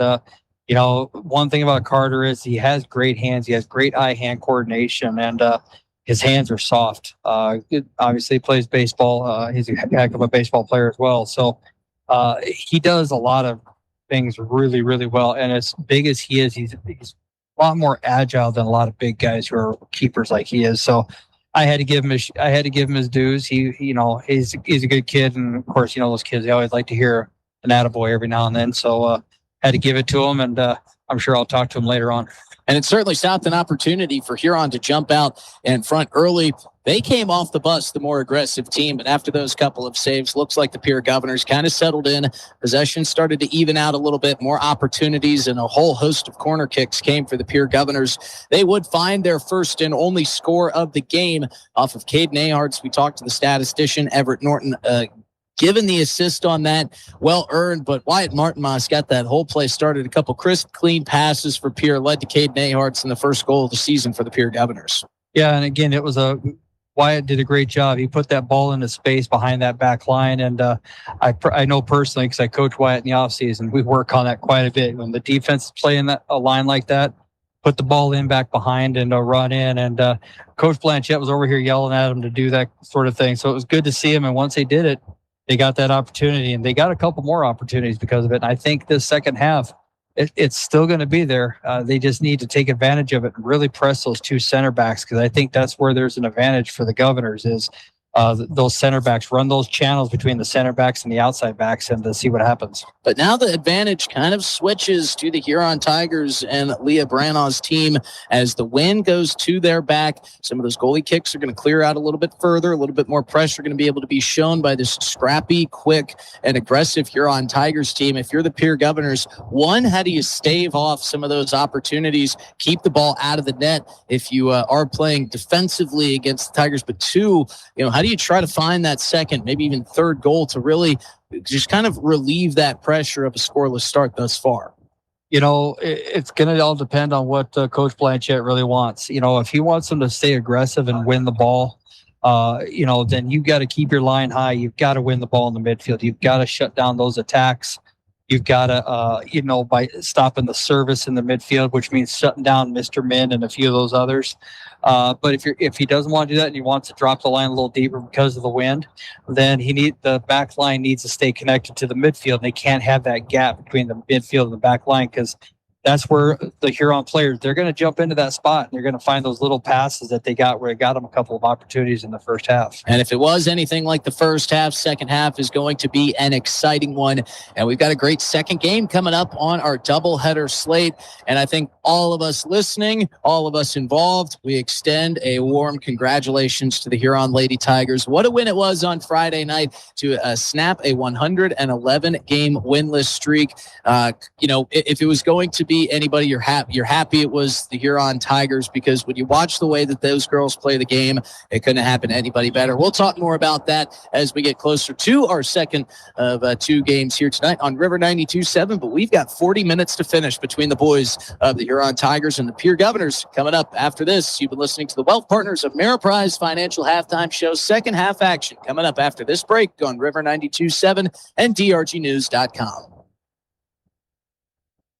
Graham Tire in Pierre is proud to support high school sports and the students and families that make our community so special. At Graham Tire, we focus on customer service, nationwide warranties, and everyday low prices on tires and auto services. We only offer the best brands, including Goodyear, Dunlop, Cooper, and Titan. Visit us today to discuss new tires or other auto services. Graham Tire and Automotive, 421 West Sioux in Pierre. Call us at 224-8643. Schedule service online at grahamtire.com. Health, happiness, and home. Hi, this is Tara Sunshine of Kathy Sunshine Properties. Purchasing and selling a home can be the largest investment you make. I invite you to choose our team to help you with the process. For over 51 years, our office has been successfully serving the buyers and sellers of the Pierre-Fort Pierre area with professional service. Our team has extensive training and experience in the real estate field. It is our goal to provide you with superior service. Contact me or any of our realtors. 605-224-5588. Kathy Sunshine Properties.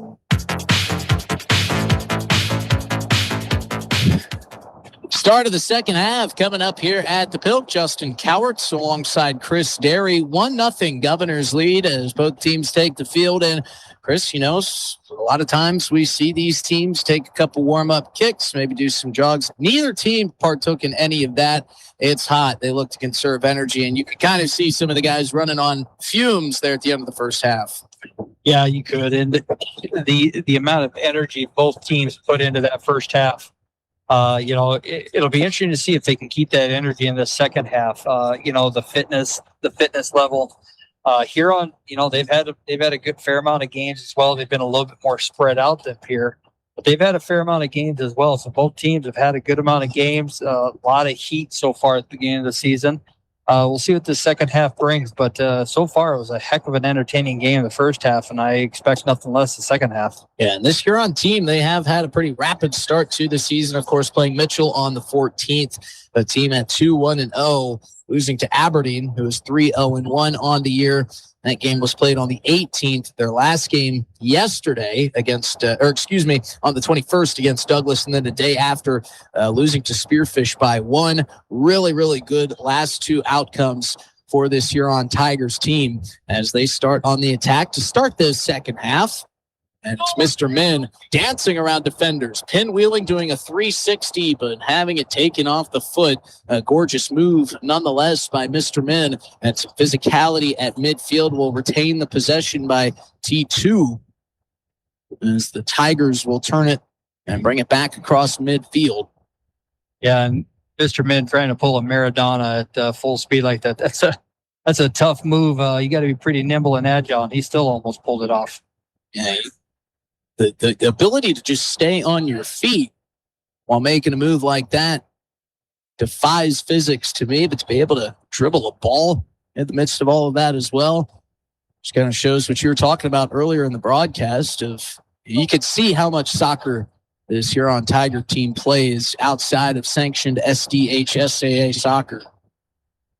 And it certainly is going to pay off for them this year. Yeah, it is, and they do play a lot of soccer. They play a lot of high level soccer in their leagues, and it's fun to watch. They don't play much for any of the youth tournaments. A lot of the tournaments that they play are open, so a lot of adults and stuff. So if you ever have a chance, they put on a tournament in Huron on the 4th of July weekend, and it is a lot of fun to go out there. The community that is around the Huron players and the food and the community, the music and everything else. It's a heck of an event they put on in Huron. And, if you haven't seen it yourself, if you want a great day with some good food and a lot of good soccer, next 4th of July weekend, check it out. That's what I always say. There's no state that does the 4th of July better than South Dakota. As the Governors come back on the attack, there was a play in the midst of all of that as this one's bounced through to John Say. He'll field it on hop. There was a play along the back line that was made by Everett Norton and James Hart that might not be seen watching live, but when you go back on the tape, it might have been offsides by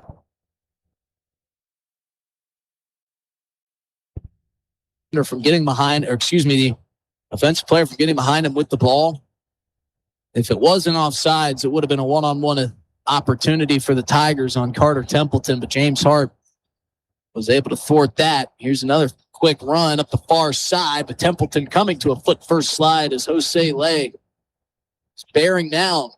Templeton again being aggressive. And that's what I was talking about. You got to either stop the service or drop your line. And if you're going to let them receive the ball, turn face up, and then get a pass off without being contested, Huron's going to do that all day, and it's going to be a long second half for the Governor. So, what Coach Blanchette talked about, with being aggressive, winning the balls, attacking the ball, they're going to need to do that in the midfield to keep this lead for the second half. This ball rolled out of play. 1-0 Governors as they flip the field. Jones now attacking from left to right. Tigers going the opposite direction with the ball here at midfield. Wind for the moment blowing back into our Brock Paulman construction broadcast booth.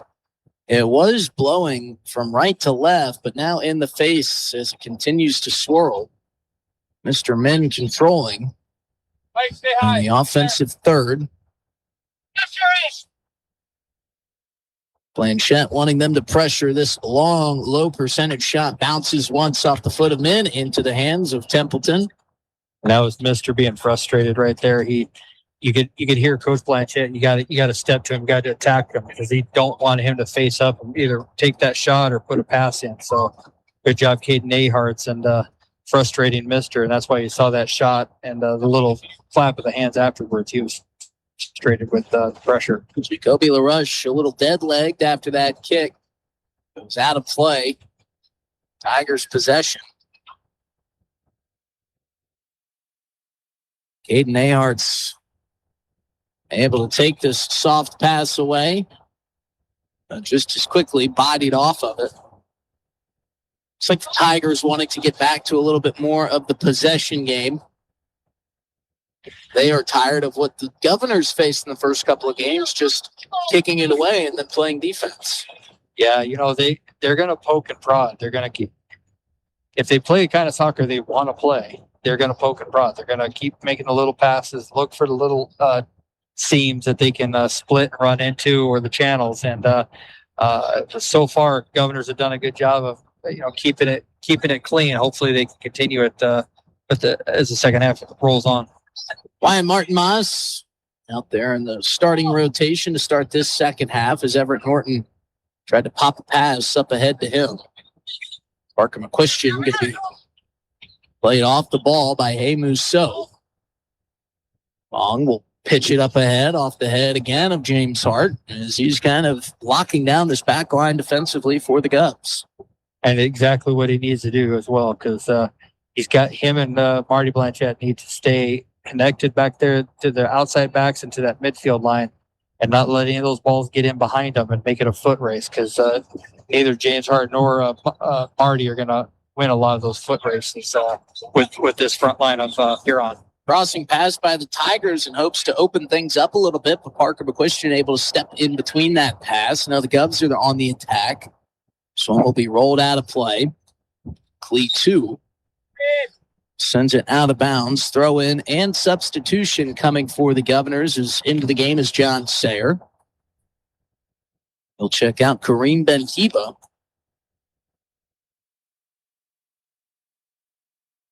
Pretty important to get Jackson Childs on this roster, too. We talked about how thinned out this bench was, and especially in the early going of this season. And as a crossing pass in the direction of John Sayer will go over his head. He'll chase it down and pop it back towards midfield in these hot early stretch of games. And, you really don't get to a point in the season until you get to the playoffs when things legitimately cool down and you're not playing in serious heat. Especially in afternoon matches like this. Got to have a deep bench, got to have some fresh legs to go to. And Jackson Childs adds some much-needed depth to this Governors roster. Sayer will center it. Caden Ahart's working and has it taken off the foot. Tigers pushing forward. E2.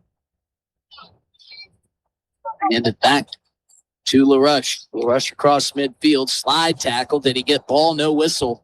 Say he did. Mr. Min working forward.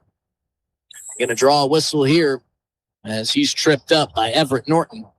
Norton trying to just taking the option on the penalty or the foul there to slow things down. Tigers will be able to catch their breath and work from a set piece. Mr. Min a little bit hobbled as he walks away from the free kick.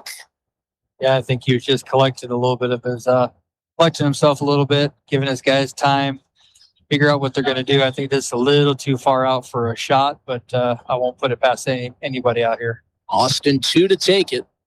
Carter Templeton being hassled back there by Aiden Mong. Standing right to the left of Templeton. 2 sends it in, and that one's put on net and off the hands of Templeton and in. It's a score for the Tigers. Hey Musso. And it was Aiden Mong who pestered Carter Templeton, got right in his direction and right in his lane. And that's what Sean Blanchett is arguing with Dan Thielsen here on the near side, that Carter Templeton was interfered with. Well, I'm not 100% sure. I guess I need to go back and see if there's an update that I don't understand. And of course, the friends of mine who are referees can help me out. As a referee, I would have called that offsides. He was in an offsides decision, interfering with the keeper on a free kick. But again, South Dakota soccer is governed under NFHS, and it may be different for an NFHS than any normal club tournament or a league game. So I guess I'll I need to do a little bit of looking up. I'm a little bit befuddled there. Unless they're saying that it was first touched by Aiden Mong and he was the... It doesn't matter. Where he was standing, the shot came directly in on him. By definition, he was in an offside position interfering with the ref or the keeper. But again, I'm not going to say she's obviously taken the course to be ready to referee high school games, and she didn't see it, and neither did either the AR. So nothing to argue with. Yeah, Aiden Mong was side by side with Templeton. Templeton had to, before the kick was even taken, kind of physically move him away from being in his personal space there. But the goal stands, and we're tied at 1 apiece. And right now, the momentum is all with Huron as they're pushing forward here. So right now, Pierre needs to get the ball back, start doing what was giving them success in the first half, win it in the midfield there, get the ball in deep behind, and make some runs and make it dangerous in the 18. Hey Musso, who scored the goal, passes forward to Mr. Min, and you could see it immediately after that goal was scored, just the change in energy from the Tigers. And they came out of the kickoff like a blitzkrieg going forward, as we've got another substitution. Lawson Frabel into the game, and Wyatt Martin-Moss earning a well-deserved break. 1-1 here as we've gotten into the rhythm of the second half. Score off our Gales Gas Service scoreboard. Aiden Ahart scored the lone goal for the Govs, and now for the Tigers, Hey Musso with the equalizer.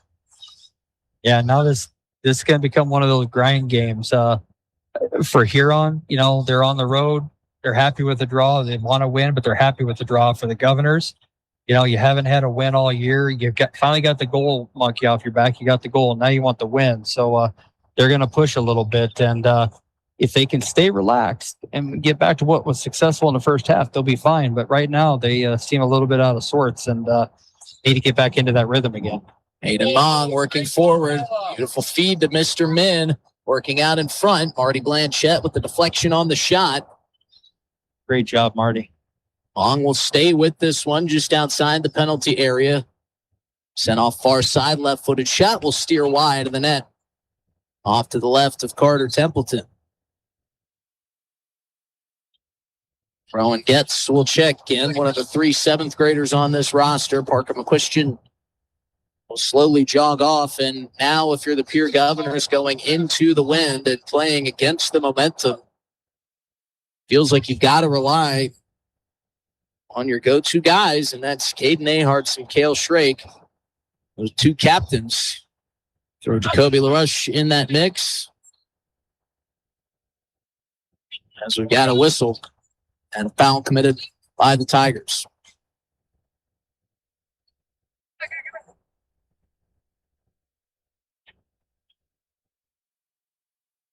James Hart to take the free kick. About a ball's length inside of midfield. Moving from left to right. Hart surveying and approaching.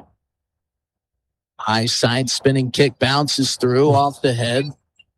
That was dangerous. Yes. Letting that bounce like that. Your Governors had a lurker back there, but unable to get it through to him. Now Mr. Min on the outbreak. Close to being offsides. We'll see if the flag goes up as Min puts the shot through the 5-hole of Carter Templeton. And it's 2-1. Tigers lead for the first time today. Great individual efforts by Mr. Min. Nice and calm. Everett Norton was doing everything he could to get back there and cut off as much of the angle. Carter came out and just, you know, that's one of those things. Good play from the defense, good play from Carter, and just a better play from the Huron striker, Mr. Min.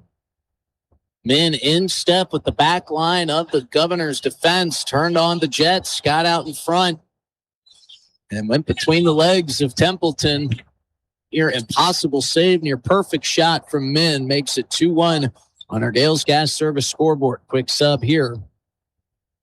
Diego Molina will check in, and Min will head to the bench to some high fives and a cold water bottle as he has given the Tigers the lead.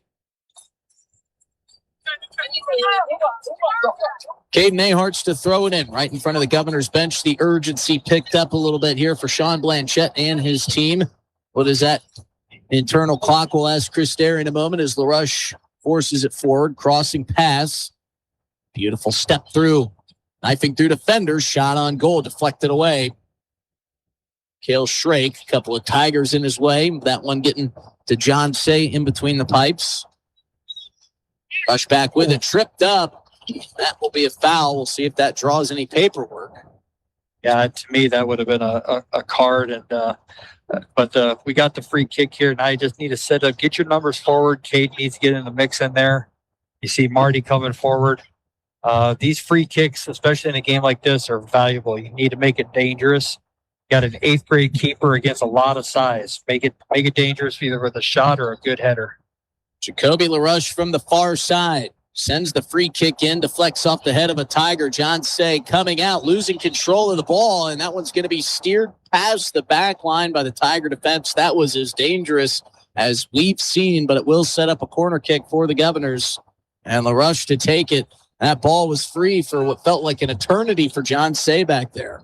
Yeah, and that's the 8th grade keeper. Challenge him. See what he can do. See what he's intimidated by. LaRush sends it in. Off the head of a Tiger, and we'll reset and do it again. Stepping in between that corner kick was Clee 2.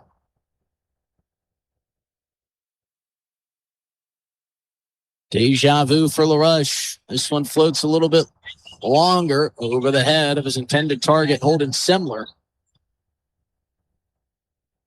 Tigers will control, and now the whole paradigm of this game has shifted in just a couple of minutes. You were leading 1-0 coming into the second half. Now you're trailing 2-1 after goals by Hey Musso and Mr. Min.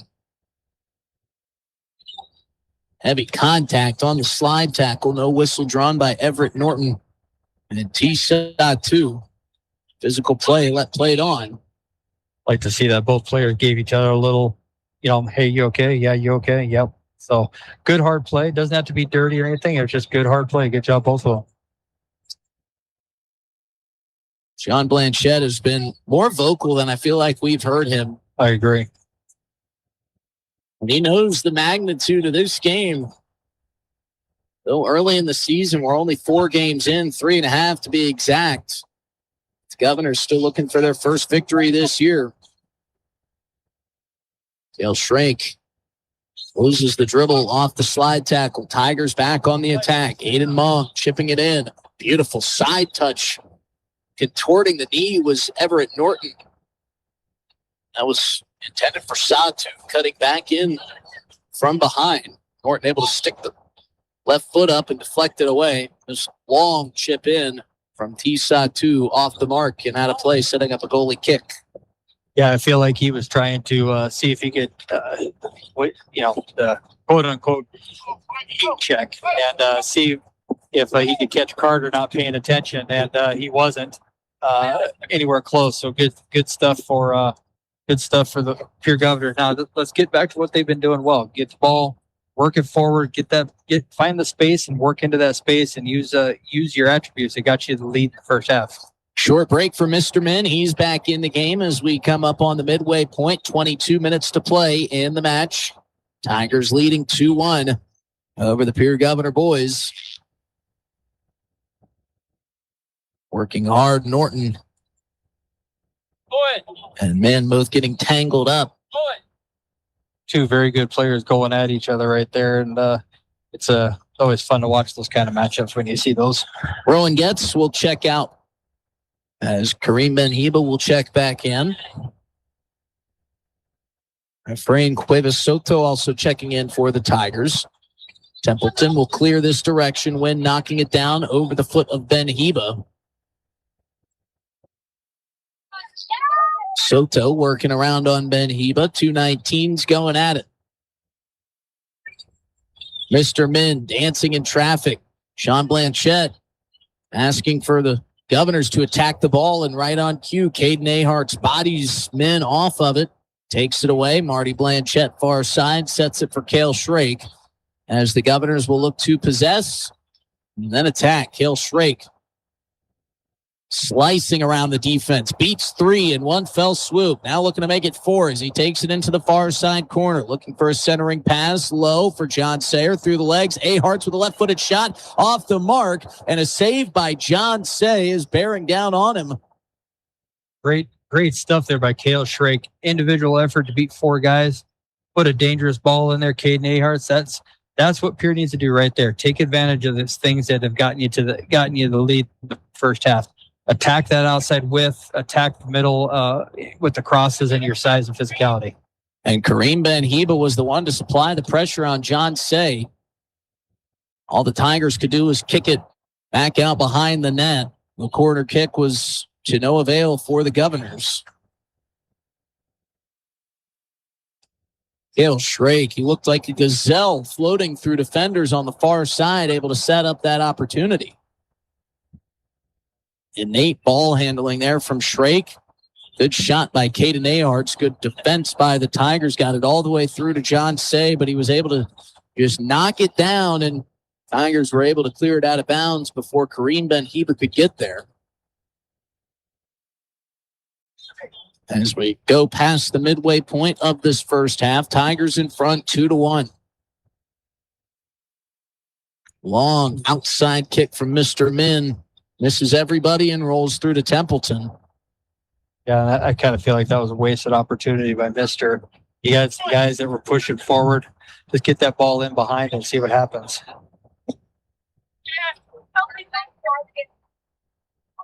And again, controlling as 2 teammates running up the near sideline, step and step. Crosses in front. Molina gets a shoulder.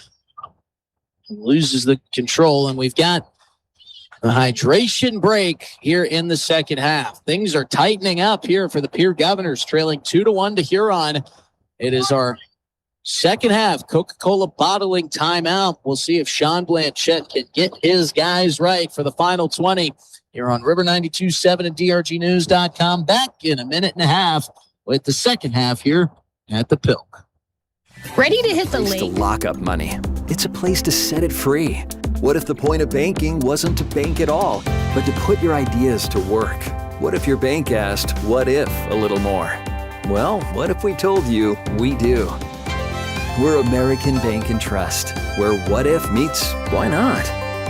If you're ready to change what you get out of banking, start a relationship with us. What if you made the move today? When you're thinking of a new or used car, motorcycle, pickup, or RV, think of us. We make all sorts of vehicle loans. We can set you up with payments that fit your budget. So if you have getting some new wheels in mind, stop by and see us. We'll get you the right loan. Dakota Plains Federal Credit Union, federally insured by NCUA. We're big on you. We're small enough to know your name, but we're big on you.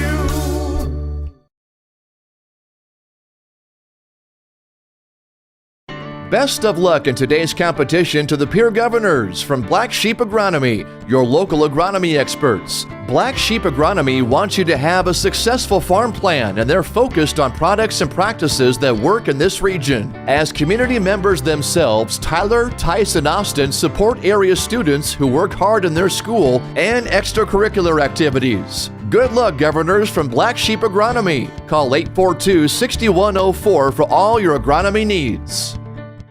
Welcome back to the Owyhee Timeout 2-1. Tigers lead 19:45 left on our Gales Gas Service scoreboard. Justin Cowart alongside Chris Derry in game 1 of our doubleheader in this boys game, shaping out exactly as we hoped. Very entertaining, very active, very intense.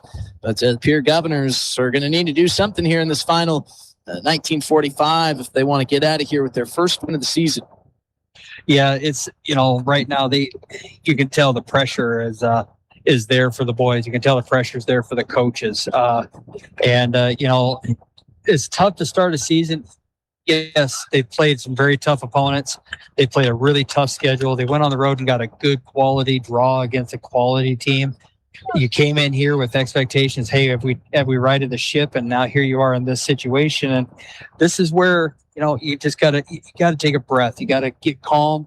You gotta do what you're successful with, what you were successful with. And we'll see if Coach Blanchett, he was very passionate over there, and we'll see if he got through to him, and if they can pull it out here in this last part of the second half to get either a draw or hopefully a win. Well, we mentioned it a few minutes ago. Seems like this is the most vocal we've seen Sean Blanchett, and two very different teams leaving the respective huddles. The Governors left with kind of a quiet, business-like mentality. The Huron Tigers leaving with a rah-rah speech, loud breakdown, a lot of cheering, and they seem like they're certainly playing with the momentum. Here are the Tigers. Quick shot on goal. Mr. Min wanting to set up his man, Diego Molina, and that shot high and wide. Templeton will place it down for the goalie kick. And it certainly feels like Tigers coming in here, a draw would feel like a win for them. But, for the Pierre Governors, a draw at this point, especially after leading 1-0, would feel like a loss. Yeah. Governors will need to score 2 to get out of here with the win and hold the Tigers scoreless for this final 19 minutes. Cale Drake has put some good runs out on the board. We certainly hope for the Govs that the Caden Ahart's goal, assisted by Everett Norton, not our only Rounds Financial Services right on the money highlights for the afternoon. But if it is, remember, Rounds Financial Services, where your money works for you. It's been an entertaining game. Both teams, the amount of energy both teams has put out has been awesome to watch. You'd hate to see the Governors not come out of here with points, either with a draw or a W, but the effort has been there. They just need to capitalize on the opportunities that they do get, and hopefully here later in this, as this half goes on, they put 1 or 2 of those away. And I'm sure with Sean Blanchett, not exactly thrilled with his team's performance. I don't know if it's maybe an effort level or if it's just a fundamentals level, but you add on that the goal that many are questioning about Aiden Mong being right next to Templeton as this one sent out in front. Jacoby LaRush with a shot and a diving save as John Say stretches out to his right. Needed full extension to get that one. If LaRush had maybe put a little bit more heat behind that shot, could have gotten by Say, but now this one is in dangerous territory, but Mr. Min not able to track it down by the time it gets to Carter Templeton. It was a great save, but again, Caden got in behind their back line there, and that's all you got to do. Get in behind the back line, and that's where you can get dangerous. And the Governors have good enough finishers when they get in there to do stuff with it. They just got to do it more often. Get in behind that back line with either a good pass or a 1v1 win, like Caden just did right there. Bringing it forward is Esau 2 along the back line. Working hard to free it is Kareem Ben-Heba. And that will be sent out of play and will set up a corner kick here for the Tigers. And just to the side of the corner, Mr. Min chopping it inside into the penalty area. A host of green kits in there. Kobe LaRush able to clear it out. Touchdown by the chest of Clee 2. Cuevas Soto turning around. Tigers certainly fine with just controlling the possession, getting good passes. This one going to be sent out of play, and that's one of those. If the Tigers will give the Governors that, they'll take it. Yeah, all day long, and that's the 3rd or 4th one that they've done like that, and it almost kind of feels like they've knocked it around and they're getting impatient. They want to get a shot off, and you've got the lead. No reason to rush it. You got the lead. You got the ball. Just let the ball do the work and make the passes. Strong slide tackle there from Satu. Takes it away from a question, but it goes out of bounds. Everett Norton there for the throw-in for the Govs. Mr. Min back behind the play, laying on his back as this one's cleared out off the medical cart here on the near side, just off to the right of our Brock Wallman construction broadcast booth. And able to get up. And the official checking on him. He'll be subbed out. Aiden Mong will check in. Yeah, just a little bit of contact there. He got nicked on the leg, but more importantly on the top of the foot. And You ever had your foot stomped on by a set of cleats? You know how much that hurts. Throwing off the chest to McQuistion, back to the Tigers as it goes out of play. In traffic. This one flipped up ahead off the head of the back line of the Governors' defense. LaRush across midfield, staying with it. Tries to thread it through for John Sayer. Too many white jerseys in the area. Long pitch ahead. Wynn taking that one. Good body shielding work there. Very good. By James Hart to allow that ball to get all the way back to Templeton. Tell you what, I know James Hart isn't going to show up on the score sheets anywhere. But if the Governors do come back and get a tie or a win out of this game, I'm going to tell you right now, I'm putting my money on James Hart for the work he has done off the ball, defending, the 1v1 defending, the team defending that he has helped with. He's done a great job. Yeah, he certainly has saved a couple opportunities and likely some goals. There was specifically one play he made that allowed or disallowed the Huron Tigers from getting in behind the Pierre Governors defense. Tigers were looking for a handball called against McQuistion on that last inbound play. So it'll be kicked back towards midfield under the foot of LaRush. Played forward by Blanchette. Blanchette near side touch to Norton, who threads it through. Off the mark. Too strong of a touch by Semler, but the Governors stay with it.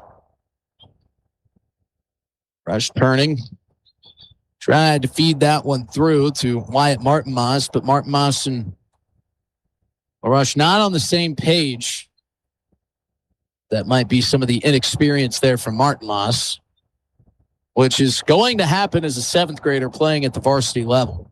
Yeah, exactly. It'll take a little time to get settled in and get that unspoken bond and language with your teammates. Caden Ahart's playing it forward. That one chipped out of place. Throwing coming in front of the Govs bench. 2-1 Tigers lead here. As we come down the final stretch of the game, Governors attacking from left to right. But just some unneeded giveaways. The Pierre Governors are allowing the Tigers to control the possession, take time off the clock, and work closer and closer to their second win on the year. Again, another good ball by James Hart, winning the ball out of the air and then putting the ball to his teammate. And now Sean Blanchette letting his thoughts be known from the Governors bench. As Kel Schrake crosses midfield. See if he can split some more defenders. Such a dangerous attacker. And this one with some unbelievable English. Thought that was going for a corner kick. Now it's set out in front. They weren't ready for it. And Caden Ahart's nearly puts it in with the head. Caden wants that one back. I can tell you right now. Caden wants that one back. That was, you caught a center back inexcusably tying his shoe on an attack. And Caden knows he had it right there. And boy, if he ever wants a ball back, he wants that one back right now. Yeah, we weren't the only ones that thought a corner might be upcoming. T-Saw, too, started to tie his shoe right in front of the net and in front of his 8th grade goalkeeper, John Say. The pass came in perfectly to Caden Ahart's. And the attempt off the forehead just curved right and past the post. Would have been the equalizer in a couple opportunities today that the Pierre Governors will look back on that could have been, especially if they're not able to tie this one up. Rush deflecting a pass, but it doesn't slow down the Tigers' attack. Too far out in front of Matthew 10. Best way to stop a counterattack with a through ball is your keeper playing high, and Carter's playing it exactly right. Great job, Mr. Templeton. Cale Schrake on a full bore sprint, nearly tripped up. But he stays with the footing. John Sayer centering a pass. That one booted well out of play. And if Schrake had tumbled to the ground, certainly would have been a foul, might have even been a card. Yeah, she gave the advantage because they were in the attack. On the run, right. So here comes LaRush with a pass into the box. Martin Moss there, trying to figure out who wants to take it. McQuistion has to come through and punch it back towards midfield.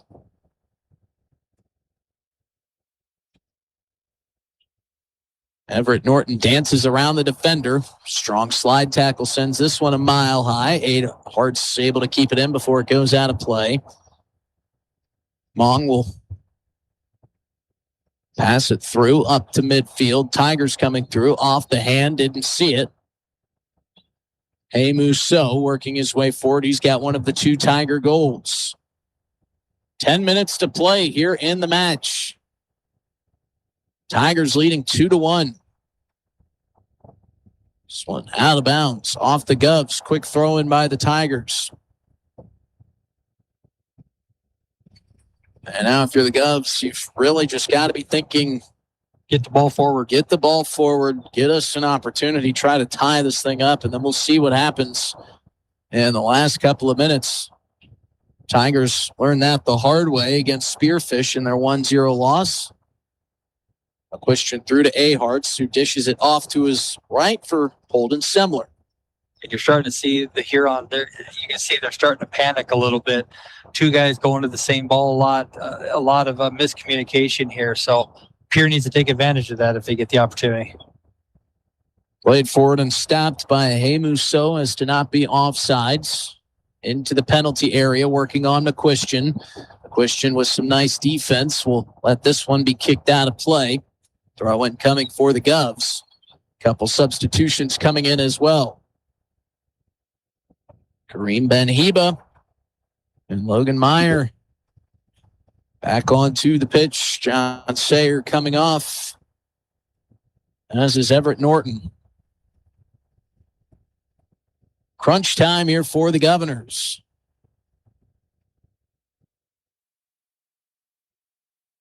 Yeah, and with the short amount of time left, the short clock and everything, now it's time you really got to win these balls and get it forward and be aggressive in your attack. And you can't afford ill-advised turnovers. Got to be smart with every pass.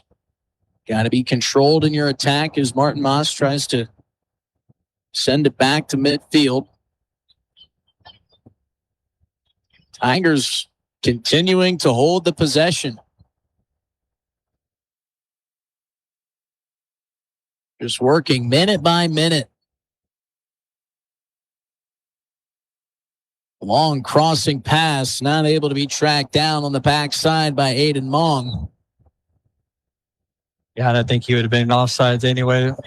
Referee had his flag up, but you can see here on there being a little bit patient. That's what they're going to need if they want to win this game. That's what they're going to need. But for the Governors, they need to be aggressive. Go get that ball, win it, be first to the ball. If you don't win the first ball, win the second ball. Sean Blanchette reminding his team just how little time is left. Barely over 7 minutes. Number 7 with it, LaRush. Something's got to happen here for the Govs. Into Tiger territory and out of play. Throw in coming for the team in green. Thrown in pass, leading Jacoby LaRush, who passes it forward for Aharts. Aharts with a nice feed as he's trying to feed it through to Logan Meyer. The thread of the needle couldn't get all the way through, but a corner kick upcoming as it's kicked out of play. That off the foot of Clee 2. And a big corner kick coming for Jacoby LaRush. Yeah, Pierre needs to get all their big guys forward. McQuistion back here needs to get up in there as well. I mean, Huron's only leaving one guy back. Just push forward, get be aggressive. LaRush centers it in. Wyatt Martin Moss with a head forward to Aharts, and picking it up off the turf is John Say.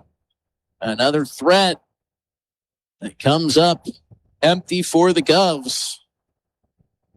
John Say has held his own well today as an 8th grade goalkeeper. He has. He's played above his age, that's for sure, as he's been out there. Lazy play turns into another turnover for the Tigers. Looking for the nail in the coffin. The shot is deflected by McQuistion. On the attack, there was Hey Musso looking for his second goal.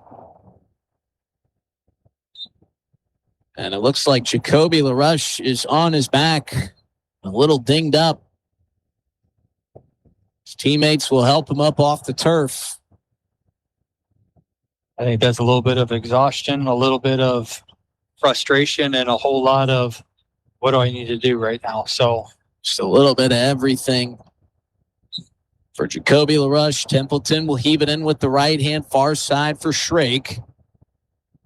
Shrake just barely able to get to it in time to dish it off to LaRush, but it rolls back as the Pierre Governors are possessing in the wrong end here. Jacoby LaRush battling with Aiden Mong.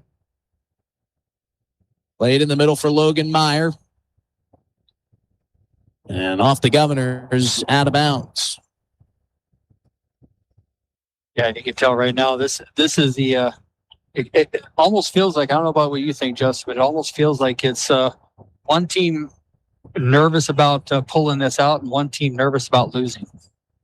And I think it's going to be which one capitalizes on a mistake. I think there's a mistake left in this game that causes a goal, and we'll see if I'm right. Aiden Mong feeding it forward. Quick legs of Hey Musso to get to it.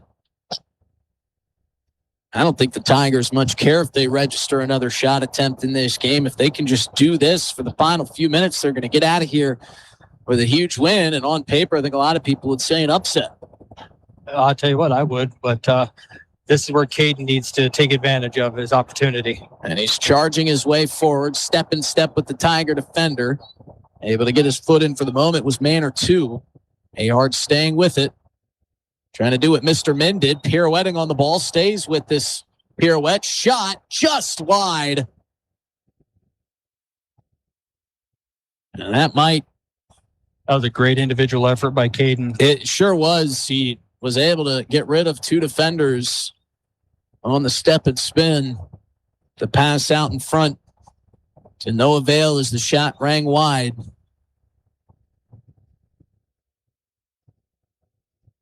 Tigers will control at midfield. Looking for a giveaway. Ahart's able to step in for the moment. Looks like the Govs were going to come away with it. Tigers regain the possession. Couple players with hands on knees here as the gas light is on. We've got a whistle. And we've got a foul. Got an offsides. He was just too far ahead. Thank you, Chris. This one cleared forward. Jacoby LaRush will knock it down at center field. Long curling pass intended for Ahart's up ahead. Popped away by Martin Moss. LaRush will settle off to Ahart's. Looking for the give and go. Through to LaRush. LaRush has space. LaRush one-on-one. Ties the game at 2. A mistake. Chris Derry said there might be one in the final minutes, and there was, but there was also some gorgeous footwork by Jacoby LaRush and Caden Ahart's with the perfect pass. And we're tied at 2 with about 90 seconds to play. Great job, Jacoby. And that's where you saw that defender come sliding in, missed, made a mistake right there, and Jacoby punished him. Very patient. No reason to bomb it. Just put the ball in the corner or pass it in, and that's what he did. So great job, Jacoby, and great job, Caden, and the rest of the Governors. And congratulations to Jacoby LaRush for delivering our Rounds Financial Services right on the money highlight. Rounds Financial Services, where your money works for you, the equalizer. And the final couple minutes couldn't have come at a bigger time for the Pierre Governors, and they looked like they might be threatening, but too soft of a touch. As LaRush steps in front of this pass. See if the Governors can find a little bit more lightning in the bottle. Ahart's with a beautiful chest out in front, trying to stop on a dime. This will set up a corner for the Govs. LaRush trying to sprint down to the near side corner to get it off in time. Could be one final opportunity here for Pierre to pull out the last second win. And what a great last minute win if they could pull it off.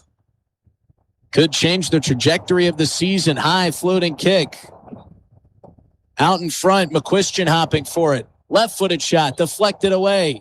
Staying with it are the Govs. We've got a whistle. And we've got a foul committed. That's going against Pierre. Now the Tigers looking for one last rush. And some confusion. We'll stop the clock. Yeah, the referee, Savannah, didn't like where they placed the ball, and they wanted it back there at the goal kick instead of where it was. So, unfortunately for Huron, they got a great ball over the top. So after the stoppage and another whistle. Got to wait for the referee. She called for a sub.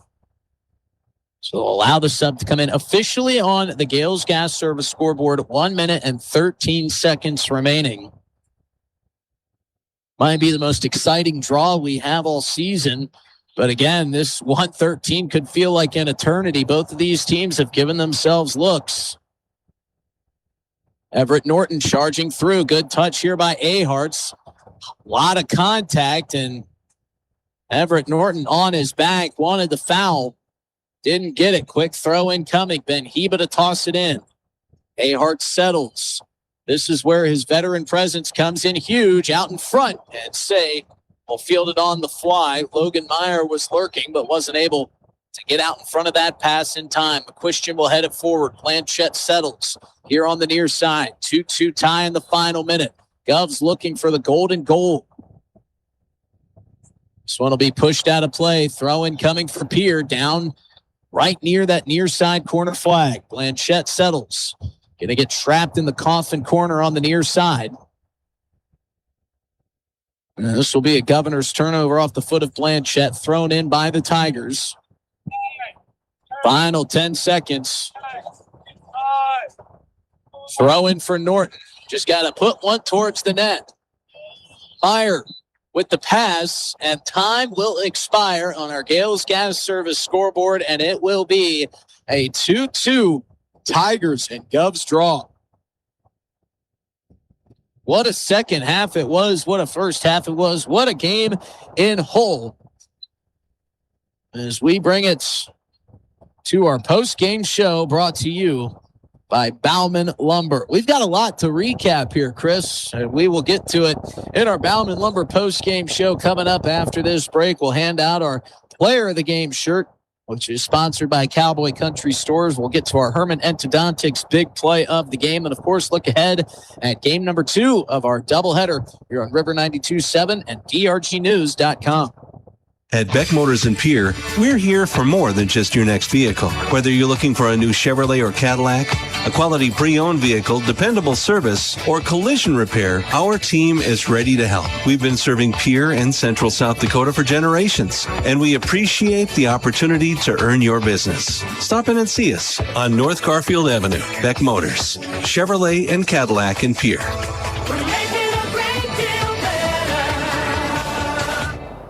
Superior Concrete is proud to sponsor the Governors this season and just as proud to offer the finest concrete solutions available for commercial and residential applications as well as foundation and flat work. The bottom line, if you need anything done with concrete, we can do it. Superior Concrete. Give us a call today for an estimate or more information. That's Superior Concrete. Find us on Facebook or call the office at 605-494-0102. That's 494-0102. Call today. Do you love watching high school sports but find yourself wanting to be more involved? LiveTicket.tv has the solution for you. They're looking for production managers to assist for this school year. Duties include the management of equipment as well as basic technological understanding. But don't stress, paid training will be provided. Part-time wages starting at $20 per hour. Call 833-605-LIVE, extension 2. That's 833-605-5483, extension 2. And punch your ticket to joining one of the fastest growing companies in South Dakota. I'm Scott Nye. As a coach for the Pierre Governors, I know a winning game plan is crucial. When it comes to your finances, you deserve one too. At New Edge Advisors, our name is new, but our commitment to you isn't. We're the same trusted team you've known, and we've expanded our playbook of resources to help you plan for retirement, manage investments, and protect your future. Let's build the strategy that gets your financial future into the end zone. Securities offered through LPL Financial. Member FINRA SIPC. Advisory services offered through New Edge Advisors LLC, a registered investment advisor. New Edge Advisors LLC is a separate entity from LPL Financial. At Avera Orthopedics, we're transforming pain into possibility every day. Whether you're chasing a personal best or simply want to enjoy life to the fullest, our specialized care is designed to help you feel better and stronger. We're here for you. No referral needed. Trust Avera Orthopedics to unlock a world of endless possibilities. Visit avera.org/orthopedics and start your journey from pain to possibility today.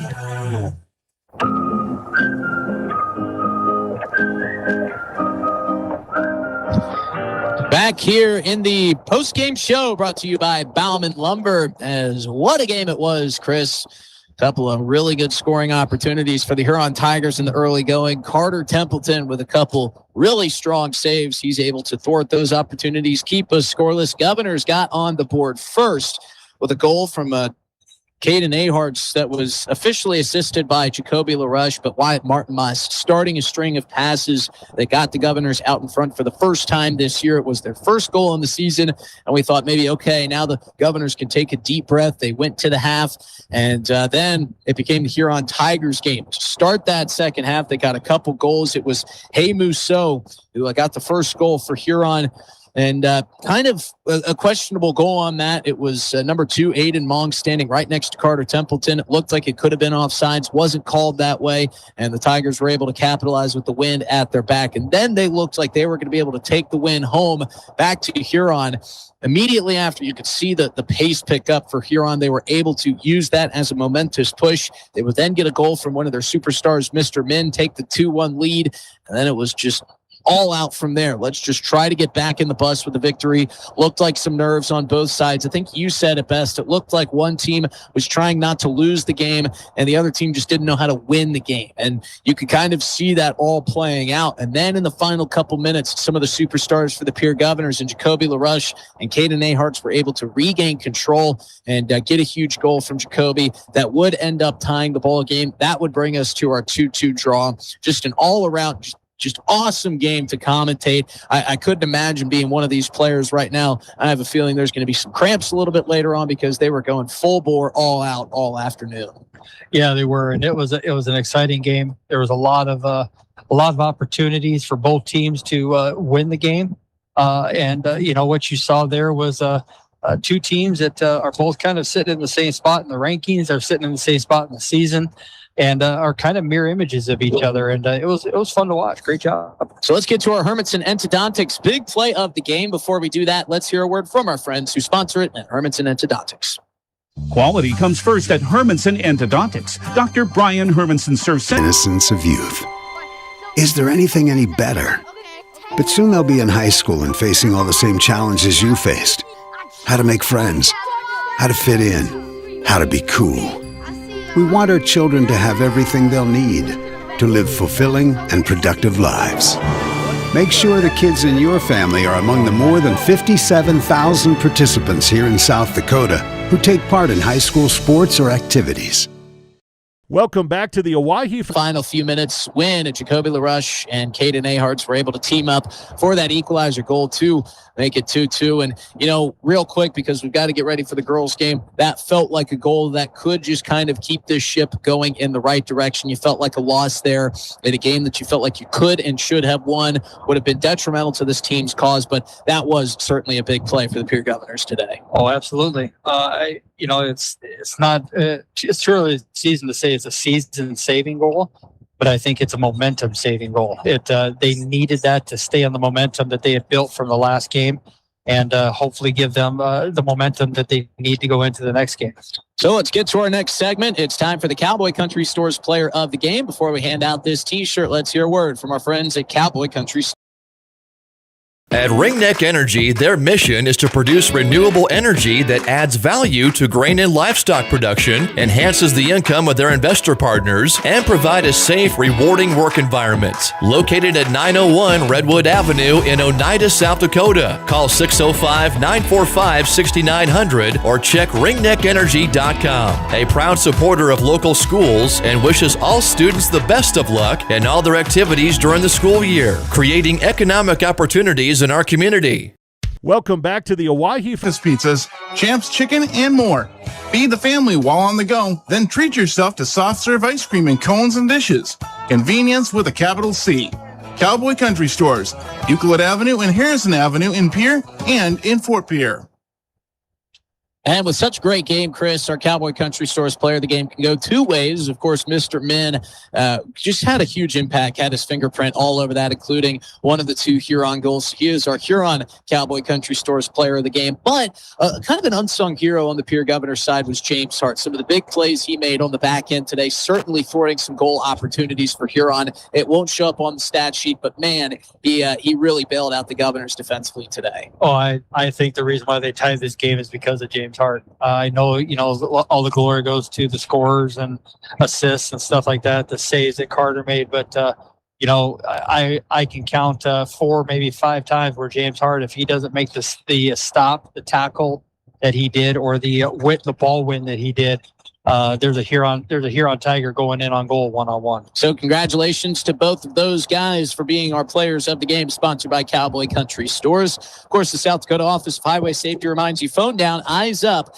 And as we parlay right into our Game 2 pregame show. Final score on the Gales Gas Service of Game 1 of our doubleheader. It's a draw, 2-2, as the Huron Tigers and the Governors finish even up. Now it's our Bank West pregame show as they announce the starting lineups for game number 2. We welcome you as we turn around in our Brock Wallman Construction broadcast booth. Reminder on the DRG News app, you can download the new app and get your listening experience going much more streamlined and much more enjoyable. We've got multiple broadcasts coming up on Friday night. That's a great reason to download the DRG News app. Listen on the fly, bounce around from game to game. And if you're coming out just for the girls' game today, South Dakota Office of Highway Safety reminds you, no text is worth a wreck. Put the phone down, arrive alive. Let's introduce you to our starting lineups, and we will get to our Envirotech keys to success here in a moment. But our Envirotech starting lineup spot here in a moment. But first, we'll introduce you to the Huron Tigers ladies starting lineup. It'll be Maria Gay, Allison Cordova, Kapa'a Paw, Sa-Iwe, Isabel Whipf, Surwa, Alessandra Cordova, Ohana South, Nazi Ellie, Flores, and Miss Sotomayor Ramos. On the Pierre Governor girls side, in between the pipes, it'll be Emlyn Swanson, Zoe Bauer, Caitlin Taylor, Devin Van Rokel, Allison Demers, Sophia Bruggeman, Aubrey Fisher, Ivy Flotmeyer, Josephine Wirtz, Maya Fravel, and Lexi Hilmer. Now for a word from 2 of our great sponsors, Envirotech, who sponsors our starting lineup, and Central Dakota Eye Care, who sponsors our keys to success, which we will get to after our ComTech kickoff here. 60 seconds with those 2 breaks, and we're back with the start of the Pierre Governor girls game right here on River 92.7. Regular comprehensive eye exams yearly are the key to finding eye problems before symptoms appear. Hi, this is Dr. Mike Bartlett. I've joined the team at Central Dakota Eye Care, continuing to provide the same high-quality care you've come to expect. I've been seeing patients here in Pierre for 30-plus years, and I look forward to welcoming you to my new location. Call us today at 605-224-6128 to schedule your appointment. Central Dakota Eye Care, 640 East Sioux Avenue in Pierre. Better vision for a great life. Envirotech makes life a little bit simpler. No matter what the circumstances, no matter what is handed to you, Envirotech has you covered. One call is all it takes to have easy setup, easy pickup, and easy payment. Call Envirotech at 224-4804 or use their website to pay your bill online at envirotechwaste.com. Use the mobile app Waste Connect. Check their website or receive a robocall for collection schedule due to weather or holidays. Envirotech has you covered. As we get set for kick, we will get to our keys to success here. For the Pierre Governor girls, they have done nothing but cruise to start this season. And Chris, I think today, if they're just able to play their game, Emlyn Swanson has been fantastic between the pipes, then Pierre should be able to move to 4-0-0 on the season here with a win. Yeah, this is a winnable game, obviously, for Pierre. The thing is Huron got a little bit of success. They tasted a little bit of success. They got nothing to lose. They might come out here and give Pierre a little bit more of a battle than Pierre's expecting, but on paper, by records, by talent and everything, you would think Pierre should handle this game and do what is needed to get to their next win and get ready for the next game that they need to prepare for. So it'll be a fun game to watch. Should be a lot of goals in this game, and we'll see what Pierre does. And of course, if you're just joining us, as Aubrey Fisher puts pressure on the first attack of the afternoon. Some history made by the Huron Lady Tigers, snapping that 111 winless streak. They did it over Douglas on Friday night, which interestingly enough was before that their most recent win back in 2016. That's just amazing. And the pictures are even more amazing as Lexi Hilmer will line up for the first corner kick of the afternoon. Here on the near side, Governors in their home greens will get you all that once we settle down a little bit. As Maya Frabel knocks this one down. A right-footed shot by Frabel, saved on the dive. Beautiful play. As this remains scoreless. That was a tough save there for Wei Wei Lin. Yeah, it was a great save. She had to stretch out to her right to get that. And this, if I remember correctly, she was the same keeper from last year. She's a senior coming in, and we remember Wai Lin. Yes, she did really well last year. She was in some spots that there's just nothing she could do about it, but she made a heck of a lot of saves that made the game what it was for the Huron Tigers when they were here last year. So the Governors will control. Josephine works on the back line. In our first Coca-Cola bottling timeout, you'll hear a word from the South Dakota Attorney General's Office Division of Consumer Protection as Aubrey Fisher shows off the speed, dribbling with the left foot, shot on goal off the crossbar, trying to go top shelf where Mama hides the cookies and just ran into a little bit of metal in the way. You like that one? I'm telling you now, I'm going to steal that for something. I don't know what, but I'm going to steal that for something. That's a old Rick Jenneret line, voice of the Buffalo Sabres. You told me that last year. I've forgotten that's where you got it from. It was from hockey. Wai Lin clearing this one out, but it turns and steers out of play. Governor girls have had a dream start to this season, beating Sioux Falls Jefferson. They beat Watertown. They went on the road and beat Sioux Falls Christian. Cameron Larson with 2 points in that weekend game. 3-0-0, and this girls team has championship aspirations, and understandably so. And not just for this year, but for years to come. This is certainly one of the younger teams in this classification. But as young as they are equally as talented, maybe even more so. They are. I know the most recent coaches poll. As Aubrey Fisher splits through a couple defenders, another one-on-one look, and another diving save by Lynn. She has been a brick wall back there thus far. 3 saves to keep us scoreless. Now another shot steered wide by Sophia Bruggeman. Yeah, as I was saying there, I know the latest coaches poll, they had they had Stevens at Harrisburg and Aberdeen Central and then Pierre. And I think it'll be interesting to see it. I don't think Aberdeen Central's there. I think Pierre is, but the coaches poll has Pierre up there in the top 4, and all the teams that are up there are all in the same boat. They're all doing well, playing well. The only one that's lodged a defeat so far is Stevens when they lost to O'Gorman. Devin Van Rokel on the far side of the penalty area, trying to center it out in front for Fisher. Little give to Frabel. Frabel's shot is saved again.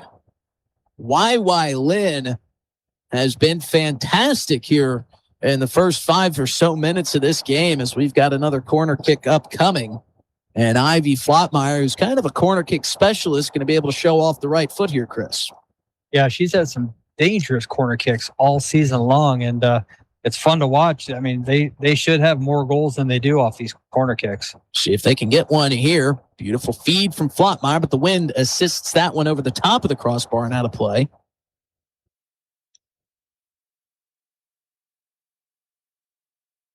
Wai Lin has registered 4 saves here in the first half, and they've all been dandies.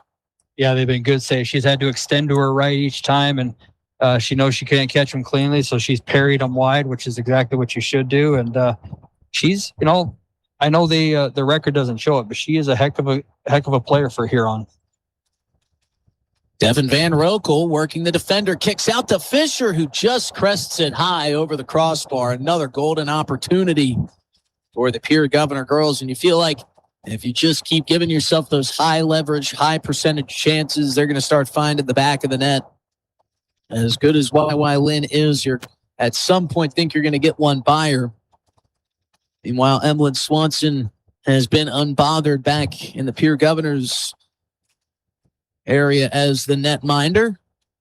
Zoe Bauer, who's had a good season, feeds it through as Lexi Hilmer steps off the defender, shimmies and shakes, and goes low line for Van Rokel. Van Rokel back out in front, and that's deflected right into the hands of YY Lynn. And I think the thing that made folks so, we posted about it on our DRG Media Facebook after Huron won on Friday night. And you had folks from all around the state offering their congratulations. And I think the reason why so many folks were thrilled to see Huron get that win was they see how these girls play the game. You said it in our initial pregame show. As Aubrey Fisher gets an outlet, she's going to be tripped up. And this will be what we believe should be a penalty kick. Yeah, I was outside the 18, so it'll be a free kick, and this will be interesting to see who takes this. I would have thought Lexi Helmer might take this, but it looks like Demers is going to step up and take this kick from distance. So Allison Demers will set it where she wants it. 3-woman wall for the Lady Tigers. A lot of green Governor jerseys off to the left. Demers sends it high and just a bit high as it goes over the crossbar. Second time that the Governors have missed in that general vicinity. But back to that earlier point, it takes a very committed and high character player to be able to withstand years of defeat like that and still play, but not only play, but play with a smile like the Huron Lady Tigers do. So you can understand why folks were so thrilled when the Lady Tigers were able to pick up that win on Friday night. Yeah, and for someone who's been around as long as I have, and having coached against Huron back in 2000, 2001, and more recent, and knowing a lot of the families out there, it was a good feeling to see them get that W.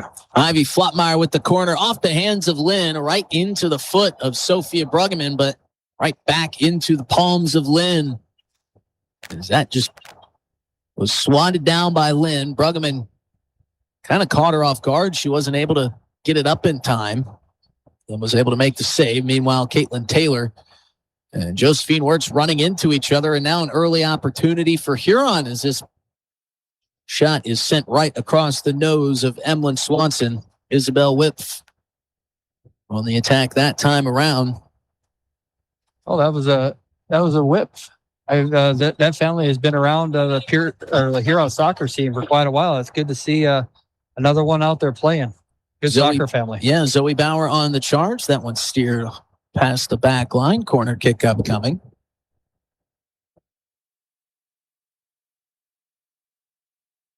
Caitlin Taylor and Josephine Wirtz getting their wires crossed momentarily as they hadn't really had that much action back in that part of the field.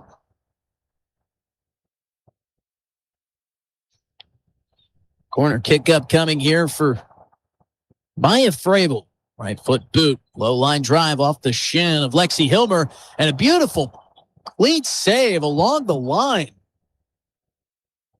You see the smile on these girls' faces when they're playing out there. I mean, they're just, everything they do is a success. They clean out the line. They're smiling, clapping for each other. They're cheering for each other. It's fun to see. I mean, no matter the outcome of this game, it's good to see the camaraderie with this Huron team. Nadzieli Octavo Flores bailing out YY Lynn. Flores saw Lynn having all the fun with all the great saves and just steered away a goal, put the right cleat down and stopped it as it was coming towards the goal line. Outstanding save from Nadzieli Octavo Flores. As a line change for the Pierre Governors. We need a whole Coca-Cola bottling timeout to be able to relay all the players that just came off. Devin Van Rokel, Caitlin Taylor, Lexi Hilmer, just to name a few. Aubrey Fisher still out there on the pitch for the Govs, charging up the far side. Now steering it back.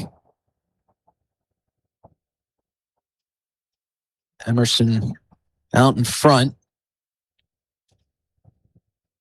Brittany Sargent able to settle down. Soft left-footed touch out in front. And Sophia Bruggeman couldn't finish it off. Great pass there from Brittany Sargent. Governors unable to capitalize. Keeping the ball on this side of the field. Again, Governors attacking left to right.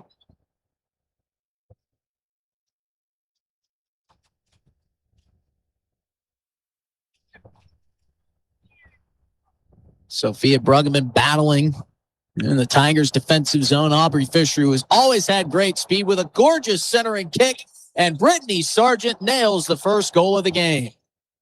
Great feed from Aubrey Fisher. Great finish by Brittany Sargent. That was tailor-made. And the Governors lead 1-0 here in the first half on our Gales Gas Service scoreboard. Yeah, great job, Aubrey, breaking down that left side. And she's done that many games. Aubrey her speed gets her in dangerous opportunities. Then she lays the ball across and just needs people there to clean them up. And Brittany, nice, calmly put it far low post. It is so fun to watch Aubrey Fisher run the field. We see it with Cale Schrake, his ability to knife through defenders.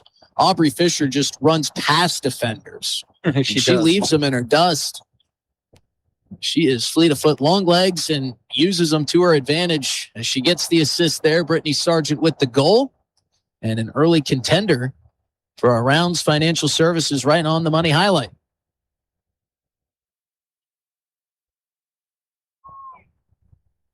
Josephine Wirtz deflecting off the shin of a Tiger defender into the control of Sargent. Fisher trying to pop it forward. Circling back behind her was Audrey Norton. Just not on the same page. Ashlyn Birch, the only 7th grader on this roster, controlling for a moment. It's good to see some of the youth more. Well, some of the youth, the whole team's youth, but some more of the youth coming up and getting their opportunities. Cameron Larson with a gorgeous centering pass. Shot on goal is saved by Wei Wei Lin. It looked like Audrey Norton on the shot attempt. Lynn had to go back behind her to her right, but she laid out for another outstanding save.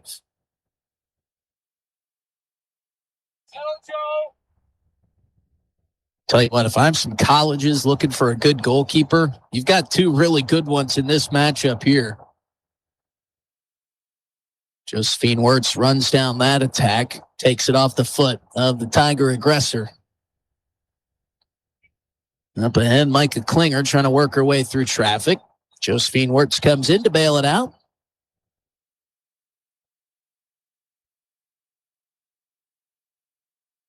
Up the far side, Governors piecing some passes together, trying to work it out of their defensive zone. Up towards midfield, Fisher for the stutter step. Now we get to see her turn on the Jets. Touching ahead, beating defenders, leaving them in her wake. Shot just wide off the right foot of Audrey Norton. Yeah, and again, Aubrey just breaking down that left side there, putting balls across for her teammates. And teammates need to, you get a ball like that that's put on a silver platter, just pass it in that corner and reward her for all the work that she did setting it up. Fisher and Bruggeman will take a seat. Zoe Bauer and Caitlin Taylor back into the game. Not a single senior on this Governors roster. Centering pass knocked down by the Tigers defense. Zoe Bauer with a touchback. High popped kick over the net. It's Cameron Larson, who, as we mentioned, had a goal and assist on Saturday. Hey, with this ball. Yeah, she got caught offside there. She did a great job. Got down there, made that pass, and then the ball came back to her, and she's standing there, unfortunately, in an offside position. But the left side down there, it's good to see the girls breaking down those wings and putting the balls across. That's only going to help them as they go on in the season against tough teams. Larson again on the attack. Cleared out for the moment by the Tigers. Caitlin Taylor up ahead to Klinger. Suffocating pressure by the Pierre Governors on both ends of the pitch.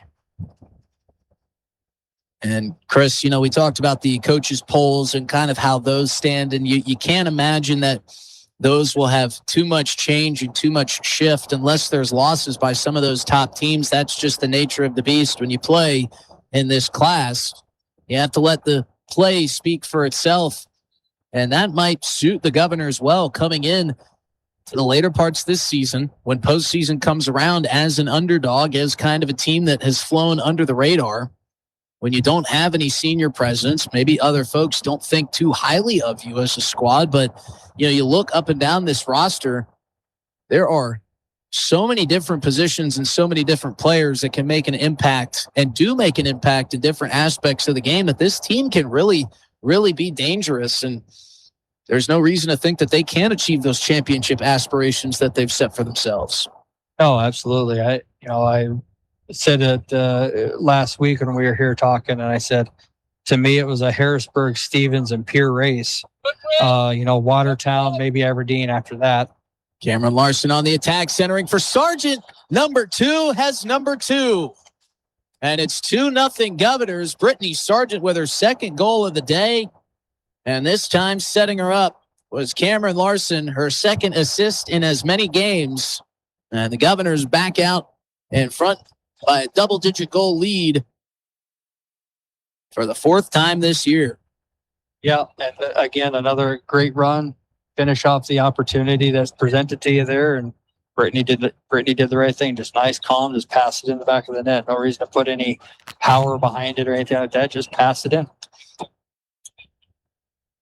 Tell you, nothing against Brittany Sargent. She was a very welcomed guest on Players Perspective, but I don't think she'll find any goals much easier. Gorgeous assists first from Aubrey Fisher, and now by Cameron Larson, making Brittany Sargent's life pretty easy here today.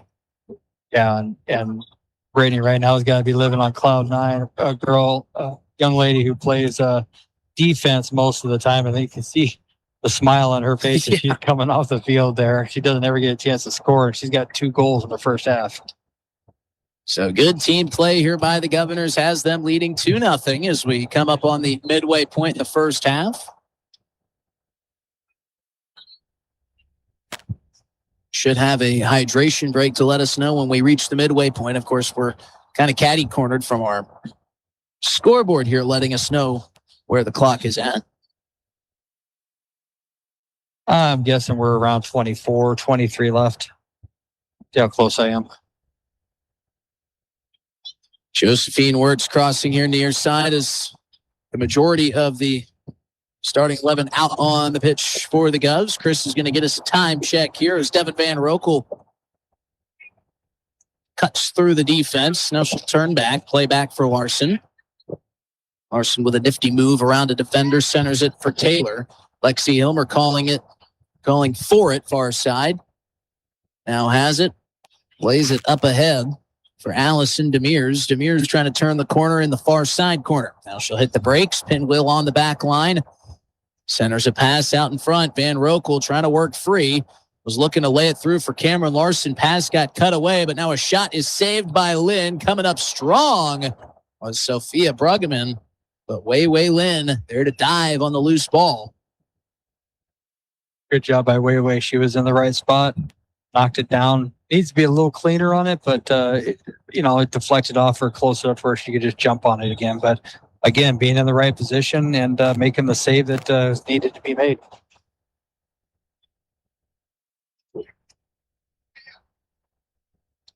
It's also tough to ask Wei Lynn to be cleaner when you've got a barrage of shots coming like the Pierre Governors have thrown at her.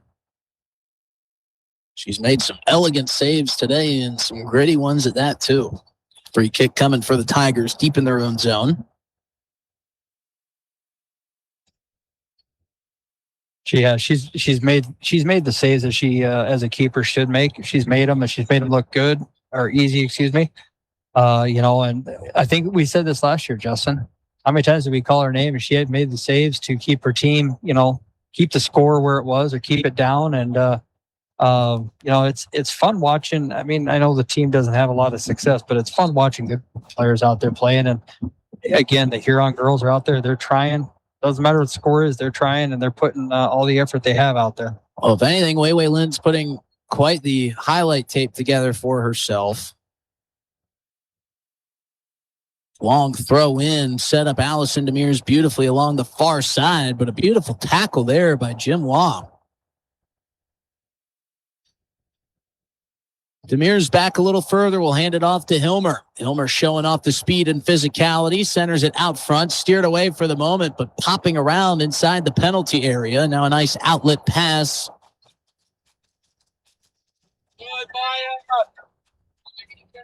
This has Alvarado on the run. Set down by Jasmine 2 at the midfield. Now off to Lexi Hilmer, who controls. Hilmer will roll it back for Ivy Flottmeyer. Gives it back to Hilmer. Governors moving from left to right, leading 2-0 in the girls' game. Devin Van Rokel with a beautiful step through. Gets the steal out in front. Wei Lin right past her, and Van Rokel makes it 3-0 Governors. Great individual effort right there. Just aggressive to the ball. Wei needed to come out just a little bit quicker than she did, but if that's the only mistake she makes today, she's been playing well. I mean, that's just a good individual effort and goal by Van Rokel. Yeah, Van Rokel made that happen for herself, and that is Rounds Financial Services right on the money highlight. Rounds Financial Services, where your money works for you. Devin Van Rokel's goal to make it 3-0 on our Gales Gas Service scoreboard.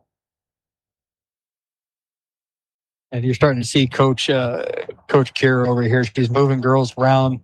Girls who don't get opportunities to go forward and score goals are getting up forward now. You're seeing Caitlin Taylor up on the right wing and see what she can do up there. So it's going to be fun to watch. Good give and go from Taylor to Maya Frabel, who gives it off to the hot-footed Van Rokel. Sophia Bruggeman with a nifty defensive play to turn that one around as we cross the midway point. Fed through. Demir's on the run. Slapped down by Wei Lin. This will set up a corner kick. We'll see who takes it for the Govs. Heading over that direction is Cameron Larson.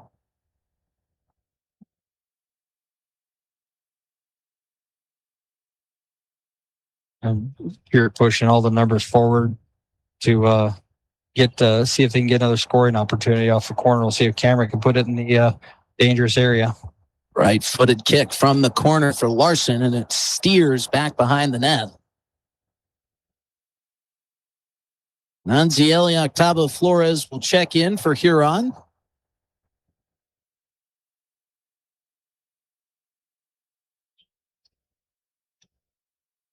Lynn with the goalie kick.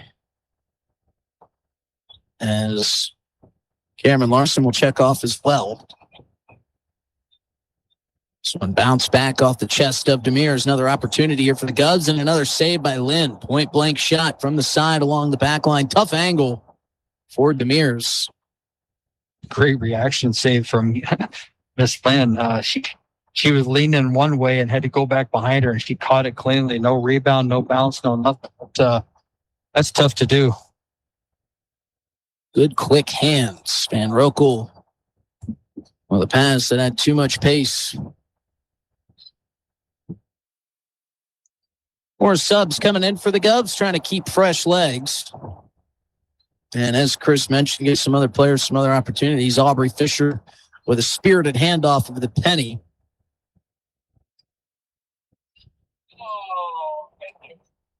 Devin Van Rokel also coming off, earning herself some break time. Goalie kick nearly getting away from the Tigers, and it'll roll out of bounds. Frabel chasing it down quickly. Brittany Sargent and Josephine Wirtz back into the game. Looks like Miss Josephine Wirtz is going to get to go forward here. And you're talking about speed on the wing. Well, you just put the fastest player on the field over there on that left wing. So we'll see how long it is before she gets in behind.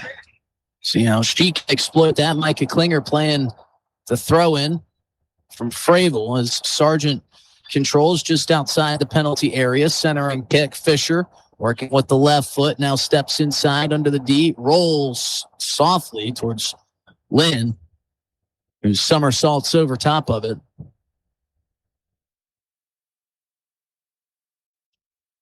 I'm guessing maybe no Coca-Cola bottling timeout coming up in this game here. I think the weather cooled off enough. They've deemed it, there's a lot of subs. Both teams have plenty of big benches that they can sub players off who need breaks. Josephine Wirtz playing up, pops it just underneath midfield. Little physicality to free herself up. Zoe Bauer will chip it forward. Ashlyn Birch will pop it forward. She's getting some good minutes here today. Micah Klinger trying to knife through. Lynn gets to it first. Coming off the back line, aggressive play, smartly outfitted there by Lynn. Birch trying to settle it down in the midfield as it's cleared back out by the Tigers. Rolled back to Swanson. Swanson's first touch in an eternity. Good to see the leg still works for Swanson. Haven't been able to see it in some time. Micah Klinger trying to win the battle on the loose ball. Brittany Sargent up looking for the hat trick. Coming here from the near side. Shot on goal. Beautiful diving save by Lynn. She's done it again. Yep, Lynn Maker. That's probably one of the best saves she's made so far this game right there. She was going to her right, and Brittany saw it and shot left on her near post, and she made an adjustment and caught it. That's, to me, so far, that's the best save she's made this game. This is not an exaggeration. This game could be 10-0 if it wasn't for Lynn between the pipes. She has been fantastic today. Made some Sports Center top 10 saves, that's for sure. Aubrey Fisher working right in front of our Brock Wallman construction booth. 3-0 Governors lead. 2 goals by Brittany Sargent, 1 by Devin Van Rokel. Demers checks back in. It is a rapid shuffle of subs for the Govs. Seems like every 2 minutes you look and there's another Pierre player waiting to check in. Yeah, it's definitely a rapid fire. A lot of subbing going on, and either A, to keep players fresh, B, move players around, C, all the above. Played towards midfield. Ivy Flautmeyer working away across, and now up ahead for Josephine Wirtz. Wirtz with space, able to show off the speed and the handles. Around the far side wing. Wirtz with a quick shot off the right foot, stopped by Lynn. Second attempt, a little bit softer, and also stopped by Lynn. You want to talk about some quick reaction time. That thing came off like a bullet off the foot of Josephine Wirtz. Yeah, she put a little toe poke in there. Ball's out in front of her, and had to reach for it, so just put a toe poke in on frame. So Josephine Wirtz's offensive attack will be short-lived. She'll be checked off. Cameron Larson back into the game for Pierre. And these are the type of games, if I'm Coach Kira and Katie, and if I'm them, I'm getting girls off that have played a lot of minutes. I'm probably not going to play them a whole lot in the second half, and let the other girls. I mean, I know they're going to want to play, but you got a lot of games in a short amount of time. You don't need any reckless injuries or anything. Let the reserves or the players who haven't played as much, get them in there, let them have some joy and whatnot. But this first half has definitely been fun to watch for the Governors. Zoe Bauer with a crossing attempt, a little bit too far out in front of her intended target. Cameron Larson was there, but all she was able to do was pop it over the crossbar. Wild goal scored behind us in the JV boys game for the Pierre Governors. And that's the first goal of the year for the JV Governors, too. So they get the monkey off their back, much like the varsity team did in their 2-2 draw in the boys game. And I'm going to give a shout-out because I see who scored it, Mr. Landon Luking. That kid is, you want to talk about someone who always plays with a smile on his face? That's the kid right there with the boys' side. Well, he's certainly got one pasted on there now after that loud and boisterous goal from the Governors as this loose ball rolls through. Lynn going down and jumping on top of it. Wealth Partners Ameriprise Financial Halftime Show coming up. What's your mental clock say here, Chris? Oh, I'm guessing we're about 6 or 7.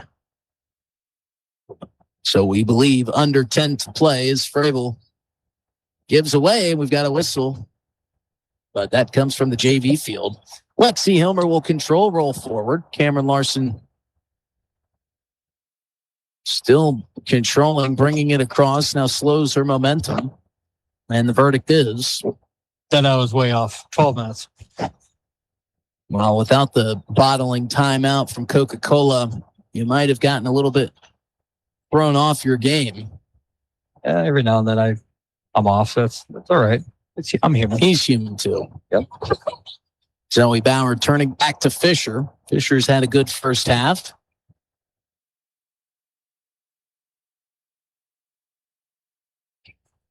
Governor's still coaching hard from their bench as Fisher pops it ahead. Micah Klinger able to settle it down, traversing. And a crossfield pass cut off by the Tigers, but Lexi Hilmer showing off the physicality, stealing it right off the defender's foot. Hilmer inside the penalty area on the far side, looking to put one on Lynn, and that'll be shielded away. Corner kick upcoming for Pierre. Oh, and they'll switch it. They'll say goalie kick.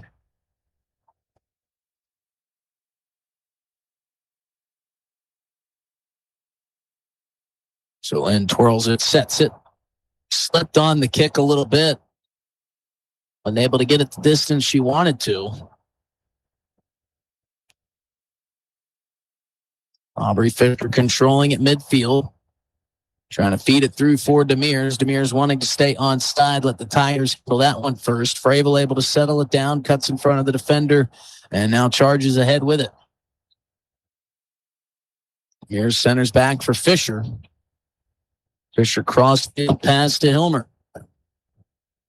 Hilmer working down to the back line. Centers out in front. And Allison Demers just barely missed the touch to put it in the back of the net. And the Huron defender was running back, got a little touch on it to knock it off pace, and that little touch, it's amazing how something like that just screws up the whole timing. But that's all it took. Screwed its timing a little bit, saved the goal just by that little touch. So a good defensive play by the Tigers keeps it 3-0 in favor of Pierre. And low line drive goalie kick right into the shin pads of Allison Demers. Demers rolls back for Van Roekel. Caitlin Taylor wants to get Emlyn Swanson involved in the action. Swanson tries to clear it back out. What do you think the over-under is of Emlyn playing in the field the second half? I think there's a good chance we might see Quinn Schilling. Who knows? We saw Wirtz up. We could also see Swanson up. Zoe Bauer with a quick touch and shot. But a routine save for Lynn. So anything where Lynn's not sprawling out and diving looks routine at this point.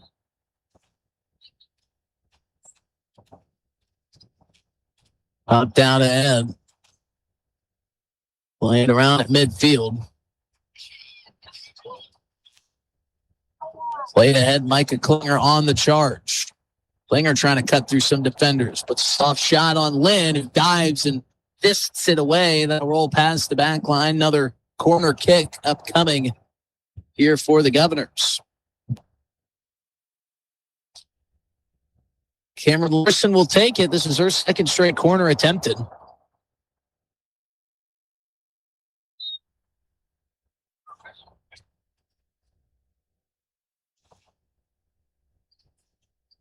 Wind now starting to pick up from just behind us as Larson's kick floats high and right into the chest of Lynn, who will turn and punt it away. Caitlin Taylor trying to settle at midfield. Picked up by Isabel Whiff. Whiff showing off some good speed, but cut off at the valve by Sophia Bruggeman.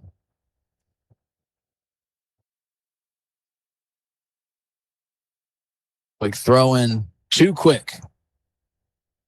Bruggeman tried to catch the officials off guard. But I believe this will be a Tiger throw in.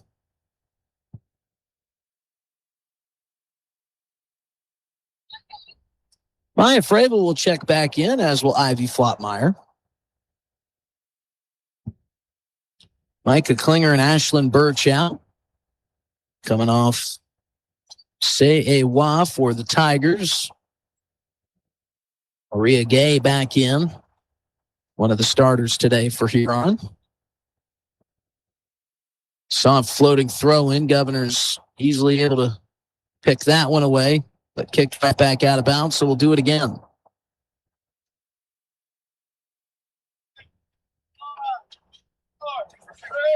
Zoe Bauer charging towards midfield. This one off the shin pads of Allison Demers. Alessandra Trujillo Cordova thought that it was a throw-in for the Govs. She gave it right back to Demers. Demers kind of stood there with a inquisitive look on her face. I think this belongs to you. And it did. I was wondering if that was Eduardo's sister out there playing. Eduardo's a former player for Huron for myself from years ago. And as she was running over here, her and her brother look exactly alike. So, so that answers that. Yeah, it does. When you said her name, I was like, yep, that is the sister. If Eduardo's listening, I hope he's doing well out there in Huron along with the rest of the guys. And a sister with another throw in. They're just kind of inching their way down the sideline. Caitlin Taylor trying to get it out of harm's way. Maria Gay on the attack. Will be cut off by the Governor's defense. Maya Fravel with a head of steam charging forward. Steps by the defender. Trying to feed it forward. Looking for Ivy Flotmeyer, but Lynn able to cut that pass off in time.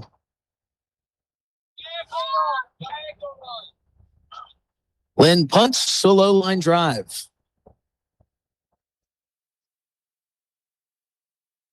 Coming in this direction. Governor's attacking from left to right. Zoe Bauer feeds it through for Fisher. Fisher can only kick it back towards midfield. Isabel Whip trying to turn the corner around Sophia Bruggeman, but to no avail. Bruggeman takes it away, kicks it ahead, looking for Flotmeyer. That too far out in front. Good to see a lot of these players who don't get a chance to go forward in this game and see what they can do up front and have a little joy like the girls who are up there in a lot of these other games. It's truly enjoyable. And get some playing time in a position that they don't often get to see. As a gorgeous touch through for Fravel will set up a bullet shot, but right into the chest of Lynn.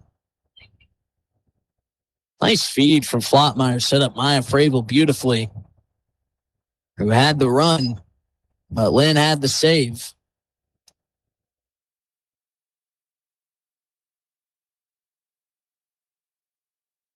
Bruggeman on the charge again on the far side of the field. Now hits the brakes, centers a pass out in front. Allison Demers will chase this one down. This will be cleared away by Trujillo Cordova. Sub coming in will slow things down for the moment.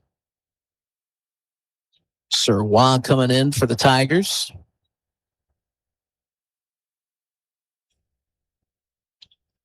Well, Huron awaits the throw-in after the substitution.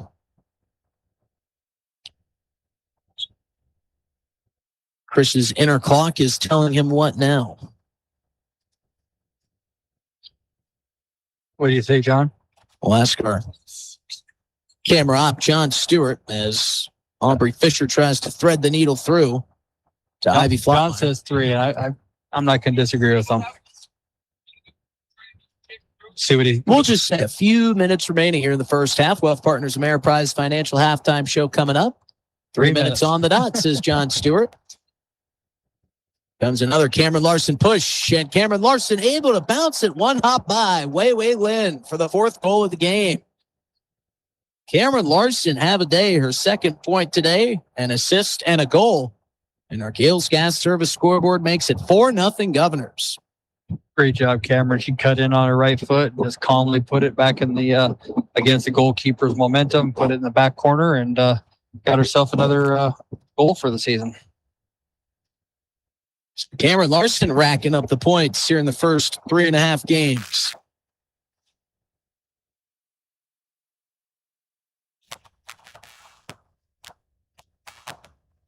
Governors will attack, and who knows, maybe could find one more here before the end of the first half. Audrey Norton trying to go to the outside, unable to get through. Maya Frabel knocks down a loose ball. Charges ahead. Zoe Bauer controls. All things considered, Bauer's had a quiet game. Feel like this is a game in which she would thrive. She's been great to start this year as Devin Van Rokel circles around defenders. That shot deflected and sent up into the air right into the hands of Lynn. But Zoe Bauer, another young player that is nothing but promise for the Governor's future. Just a sophomore as Bauer.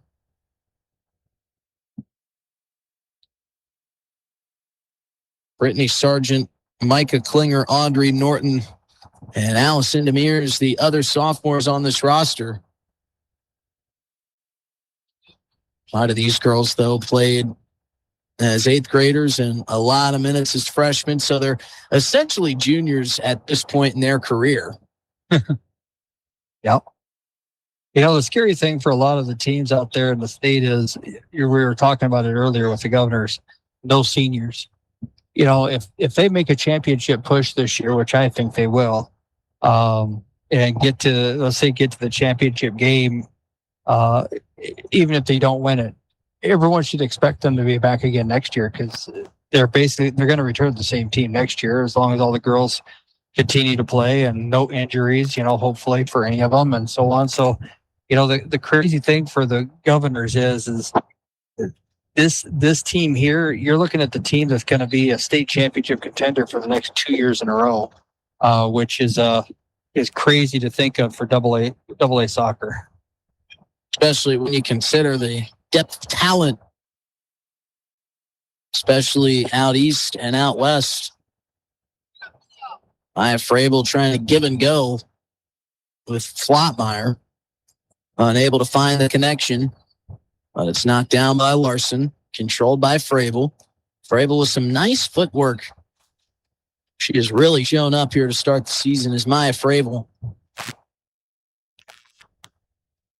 And again, Frabel, just a freshman. Like Chris said, so much talent making its way through the works. And that brings us to the end of the first half. It's been all Govs. They scored 4 times.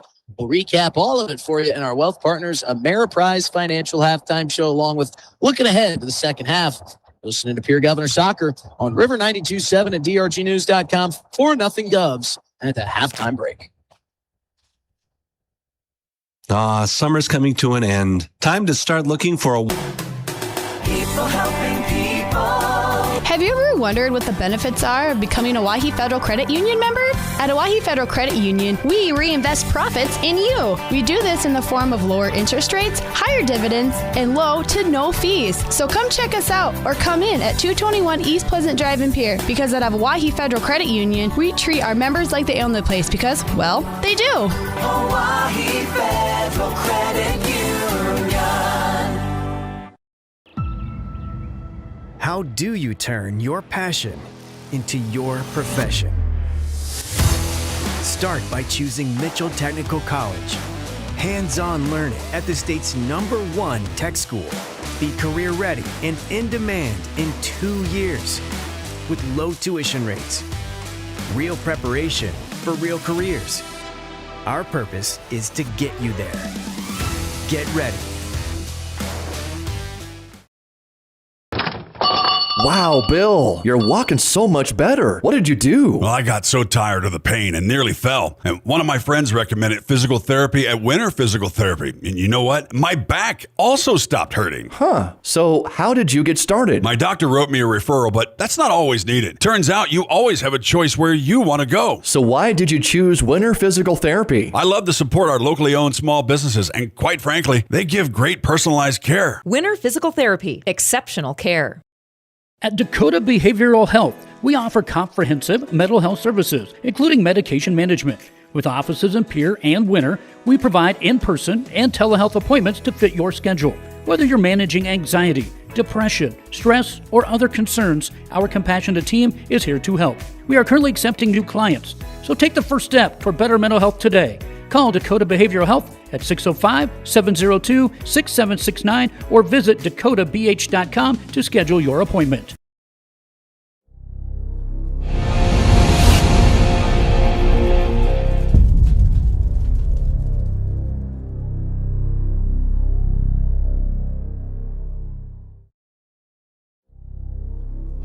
The Corner Station Convenience Store and the Crossing Pub are both conveniently located on Pleasant Drive in Pierre, South Dakota. At the Corner Station, grab your favorite hot and cold beverages and snacks while filling your vehicle up with Cenex brand gasoline. The Corner Station also features a super tunnel car wash to keep your vehicle sparkling clean. At the Crossing, grab a cold beverage and check out their selection of appetizers while watching the Stanley County Buffaloes and Pierre Governors live on their big screen televisions. Best of luck to all area students from the Corner Station and the Crossing. Allied Plumbing and Heating is your contact for business, farm, commercial, and residential plumbing needs located in Pierre. No job is too big or too small. Allied Plumbing is Central South Dakota's premier plumbing and hydronics contractor. At Allied Plumbing and Heating, the only surprise we want for our customers is how fast we get the job done. That's why we offer free estimates on every single service and no hidden charges. Give Allied a call today at 605-494-2001. And remember, you can always rely on your allies. Welcome back to the Owyhee Federal Credit Union. When it comes to your new home, their skilled crew will manage construction of your new home from start to finish. They're located in Pierre and can build your home in Pierre, Fort Pierre, or the surrounding area. Call 605-222-2523. Visit KrugerContracting.com or find Kruger Contracting on Facebook.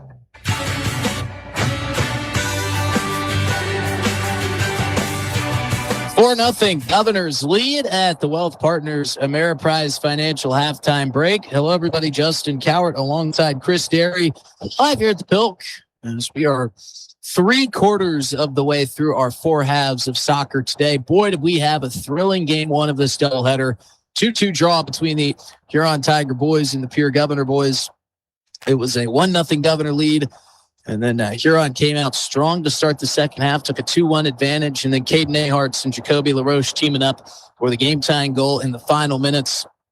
And, if you're a Pierre fan, equally as exciting in the girls' game as you've seen some great goals as they've gotten 4 on the board. It was a goal from Devin Van Rokel that was our Rounds Financial Services right on the money highlight. And she just kind of stepped in front of a pass, took it the whole way herself, but some great teamwork as Cameron Larson registered a goal and an assist. Aubrey Fisher registered an assist, and Brittany Sargent with the first 2 goals of our game to get us to 4-0.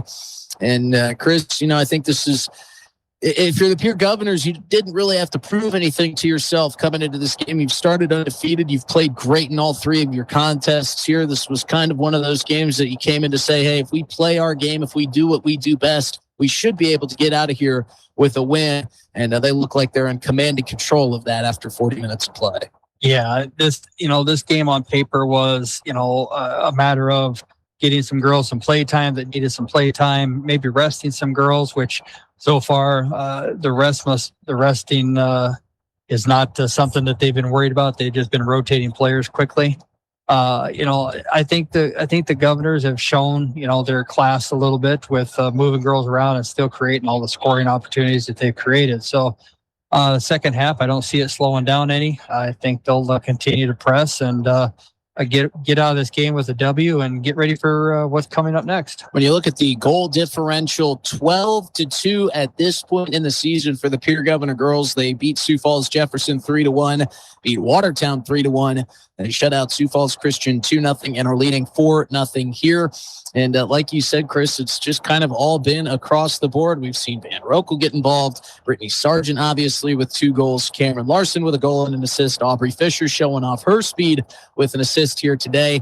And if you're Kira Swenson, is that the message of let's keep the gas pedal down in this second half? Let's continue to carry this momentum because, like you said, they got a busy stretch of games coming up at the start of September. They play Mitchell on the 1st, then Spearfish on the 5th, Brookings on the 8th. A lot of tough soccer coming up in the next couple of games, including, especially against an undefeated Mitchell team coming up on the 1st. Some big soccer to be played. This could carry some momentum towards the end of this month into early September. Yeah, I mean, I'm the kind of coach, if you've got the lead and you're scoring goals, I'm not looking to turn off the goal scoring. I'm looking to get as many goals as possible, really get that momentum, get that confidence, that joy. That carries a lot of weight. Back when I coach, I go into a tournament. Back when I coached in the high school division, I always wanted, if we scored 5, let's score 10. If we scored 7, let's go 14. I wanted more goals, and I think Kira and Katie and Mr. Hanker and the rest of them over there on the coaching staff are going to say the same thing. Let's keep it rolling. Let's get the goals. Let's play with happiness and the joy and carry into more games. And it could have very easily been a lot more lopsided if it weren't for some of the theatric saves by Wei Lin in the net. She has been unbelievable for the Huron Tigers and has been one of their very, very bright spots.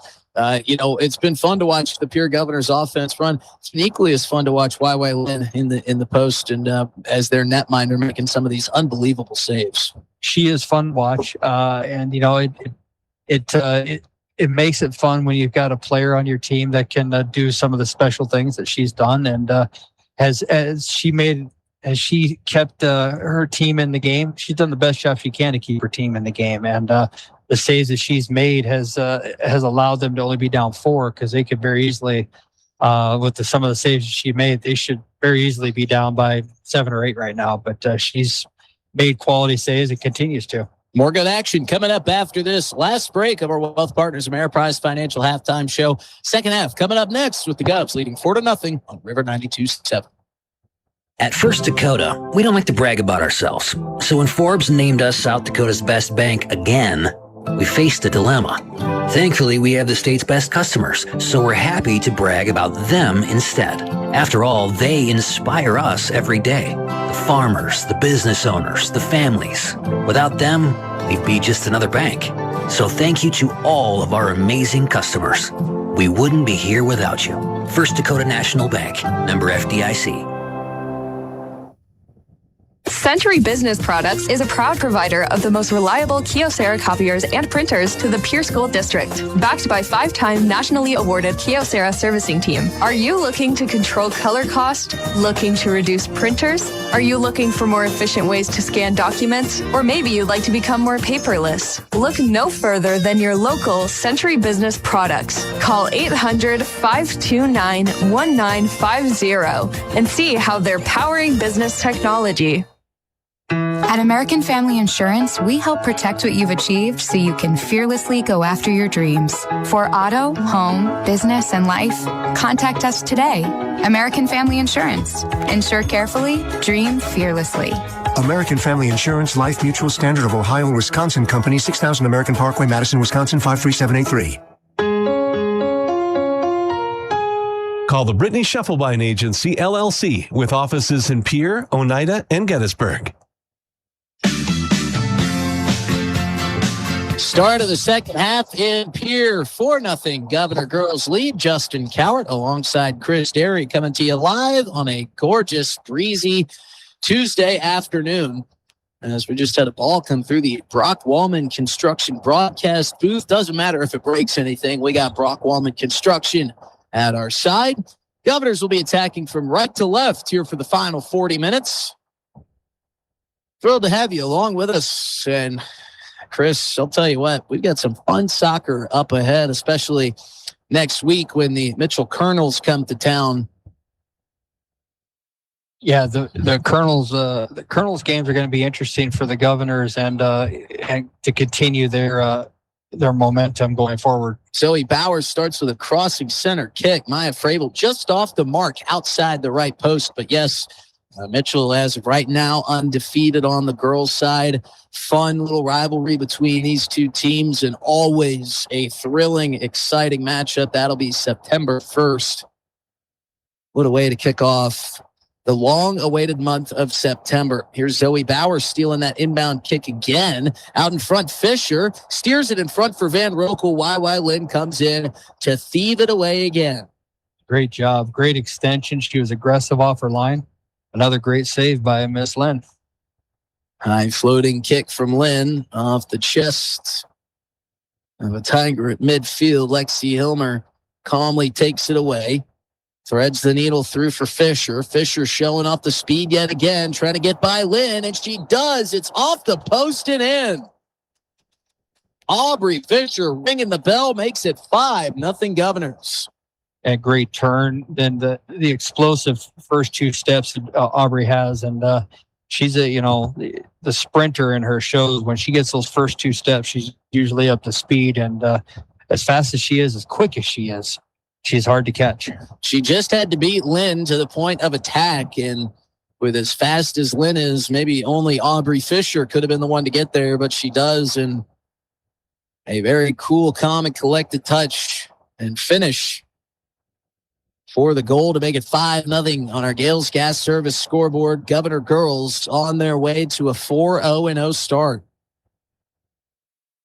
And I think you're seeing here what the coaches feel about this game. They put their starting 11 back in their starting positions to start this second half, and I think they want to get out of this game and get done with this game, get out of this game, and move on to the next one. Zoe Bauer with another charge up the far side wing.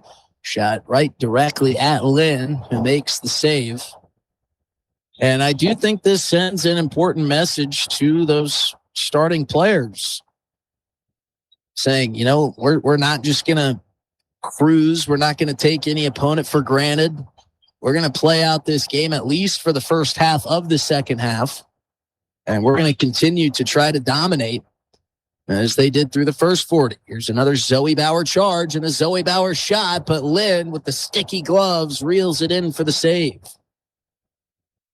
And right now, if I'm Coach Kira, I'm talking to the girls about their shooting. It's a great opportunity. You're getting in there. Put the shots, in the low 90s, the far post, make the keeper make a decision. All those things that you can work on in a game like this. Beautiful touch ahead from Caitlin Taylor. Maya Fravel near side in the penalty area. Crosses for Fisher. It's back-to-back goals for Fisher. Gone fishing, coming in with two big catches. Aubrey Fisher, 2 goals and an assist, makes it 6-0. Great assist from Maya Fravel getting down the left side here and doing what Aubrey's done for a couple of teammates already, putting those balls across the goal mouth, and Maya put it across, and Aubrey nice calmly finish. Well, it was Brittany Sargent in the first half with 2 pretty quick goals for the Govs. Now it's Aubrey Fisher doing it in the second half. Gales Gas Service scoreboard reads 6-0 Governor girls. Devin Van Rokel along the back line, centers one through. Fravel with a shot, and she knows that she had a goal in that one, just missed it high.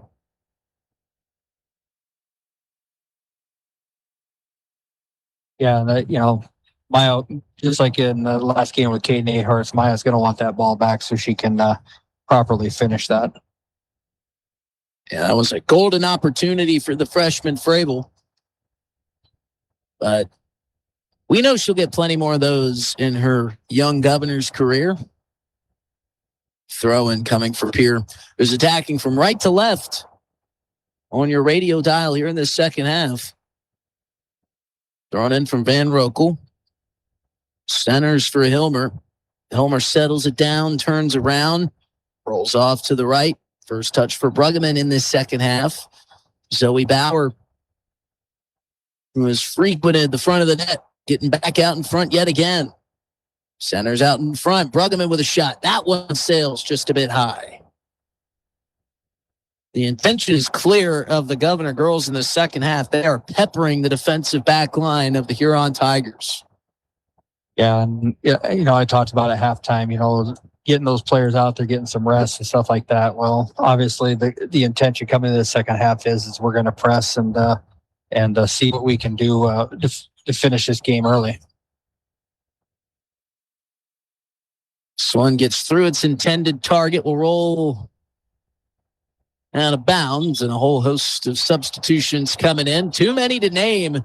Micah Klinger, Cameron Larson, Brittany Sargent, Ashlyn Birch, Emerson Beats checking into the game, as is Audrey Norton, Maya Fravel, Aubrey Fisher, Devin Van Rokel, Lexi Hilmer, Zoe Bauer all off for the Govs, as is Josephine Wirtz.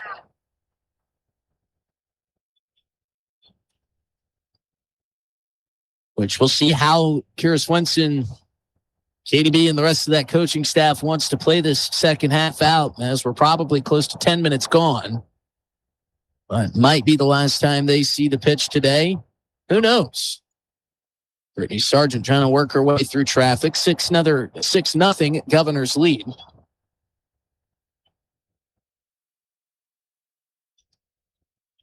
Rolled back to Beats. Beats will cross it near side for Caitlin Taylor.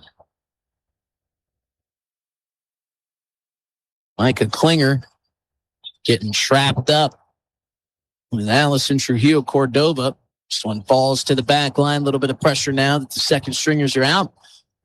And then a line change coming for the Tigers as well. That was a quick break for Lexi. Looks like I don't know that she had time to sit down. I don't think she did. So Homer back into the game. Check out Sophia Bruggeman.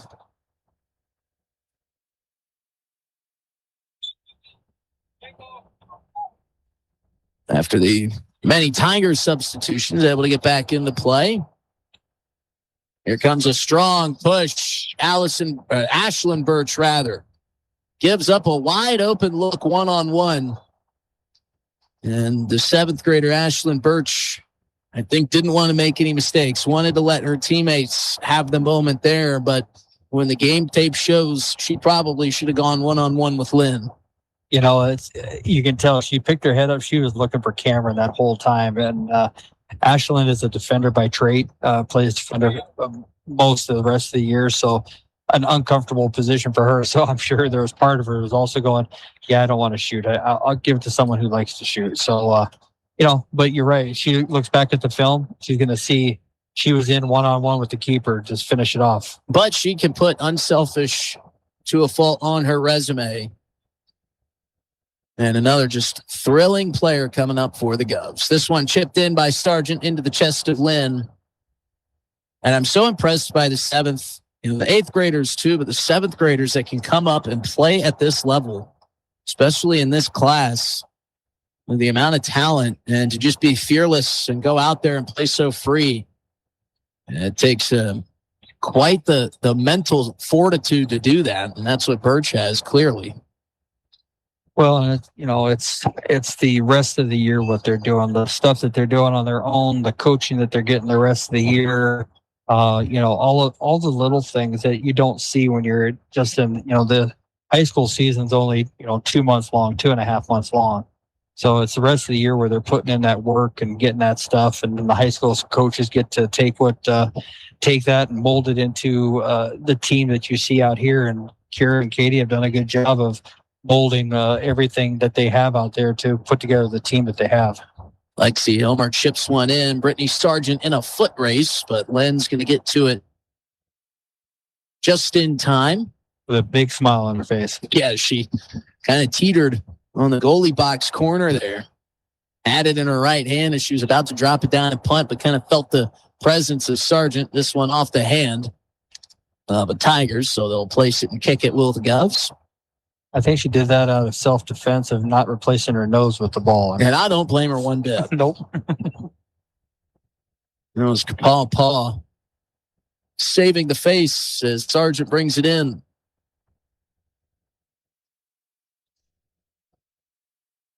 Stepping in front, Allison Demir is working through traffic. Demir, some nice Ivy Flotmeyer with the fancy footwork, centering in front, and the shot just a bit high. Looks like Audrey Norton on the receiving end of that Ivy Flotmeyer pass. This will set up a corner. And Ivy Flotmeyer, the distribution is innate. She is really, really special when it comes to dishing the ball, distributing it, getting it up in the air, and putting it right where it needs to be.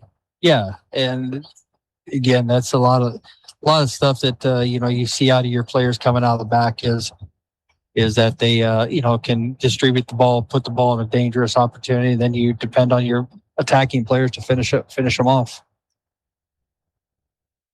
This time, Demers will give it off to Hilmer. Hilmer pressing the issue inside the penalty area through the hands of Lynn and in for Cameron Larson.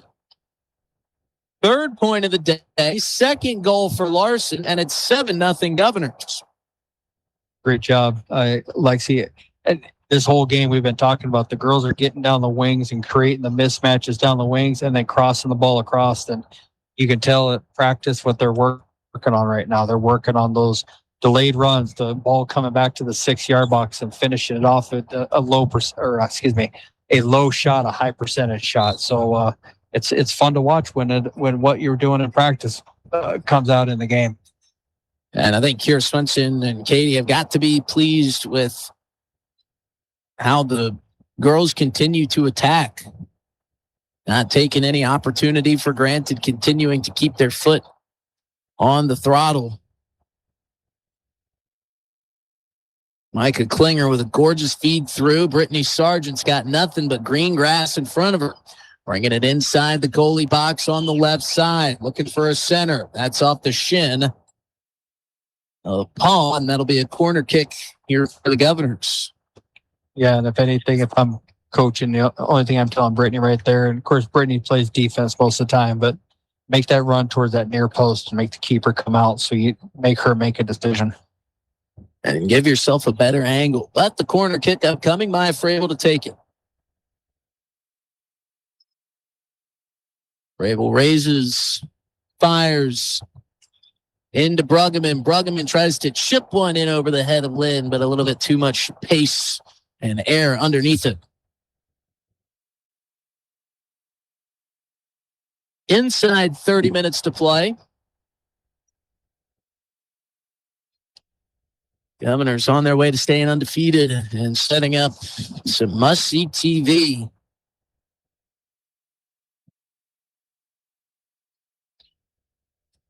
When Mitchell comes to town,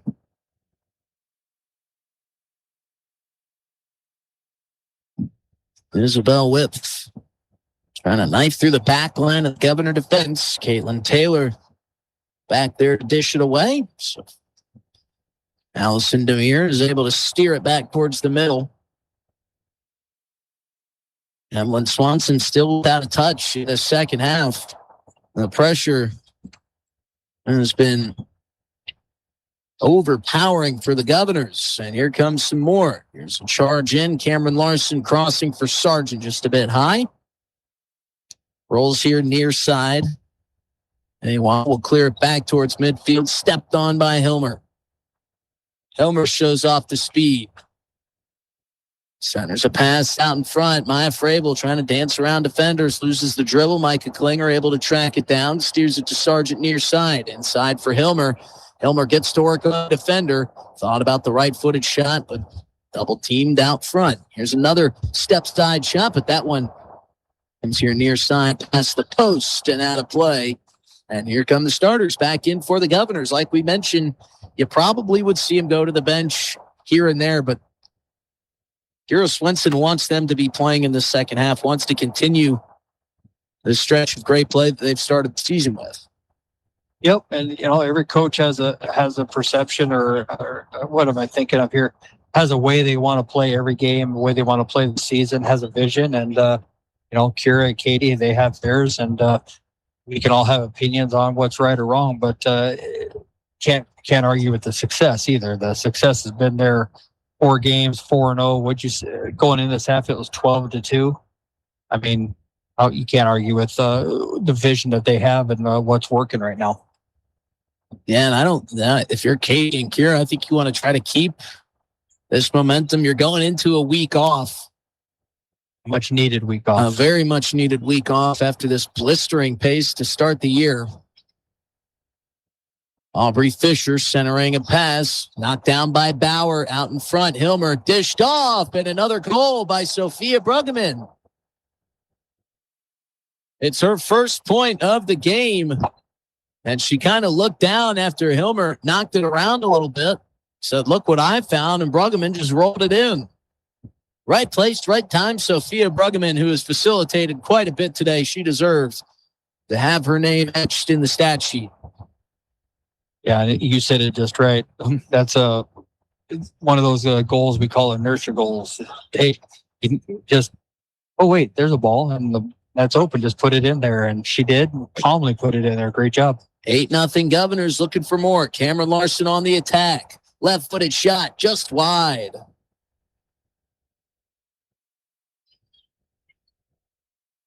The Governors are just peppering forward and doing so at will.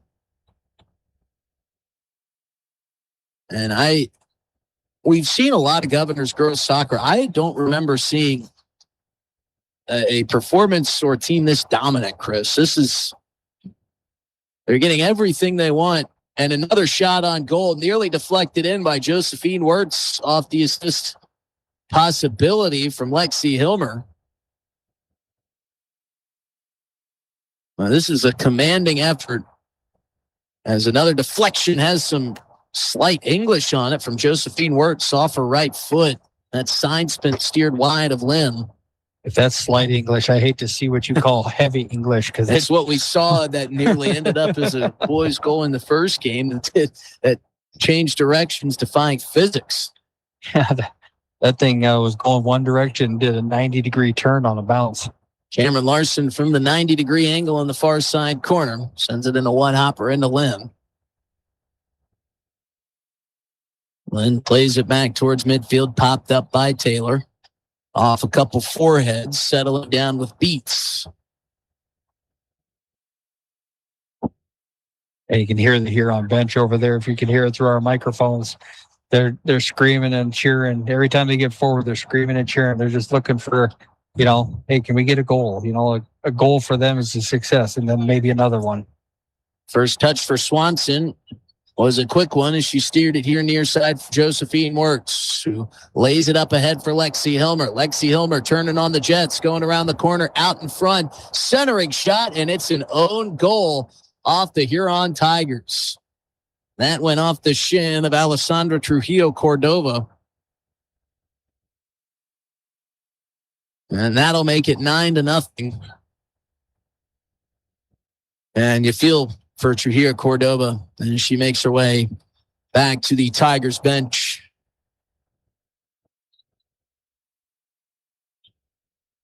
Yeah, she made a beeline right for the bench. I don't know if something was wrong or what happened for her, but she was distraught. visibly distraught, a little bit emotional, making her way off, and just hope it's not an injury. That's the biggest thing we can hope for. Yep. As this one's bounced back to Emlyn Swanson. And if you're Trujillo Cordova upset that goal went in off of your shin, there's absolutely nothing she could have done about that.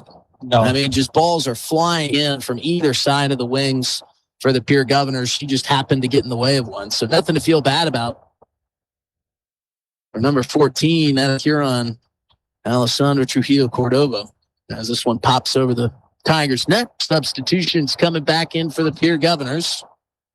It's been like a hockey game with the line shifts we've had. Now that you say that, yes, it has been. It's been like a lazy Susan. Just every time it comes around, another sub comes up. As we'll work to get a time check on our Gales Gas Service scoreboard. Maya Fravel working her way in, finds Cameron Larson. Larson with a shot deflected away by Lynn. 9-0 Governors looking for the double-digit lead. Maya Fravel trying to maneuver her way through traffic, but Isabel Whitf with some gorgeous defense steals it away. Huron on the push. Melinda Morales working her way forward. Caitlin Taylor able to strip it off the top shoelaces, but a throw in for Huron coming on the Governors' defensive side of the field for the first time in this second half. And again, you can hear their bench over there. They're just excited for it. Hey, we're getting forward. Let's do something. Let's have some fun with it. So you're down 9-0 and your bench is still cheering and everyone's still cheering like that. Again, I go back to what I said before about, the joy that these girls have and just playing the game regardless of what the score is. And if you're a postseason team looking for a fan base, I don't know, maybe find a way to make a deal with the Huron Tigers girls soccer team to show up for you and cheer for you in the stands, because they make some noise. They are a proud bunch. And they're fun games to call. Fun to have a Huron Lady Tigers team. Fun to watch 7th grader Ashlyn Birch taking off. Now she will take the one-on-one shot, but she has to try to get it by Wei Lin.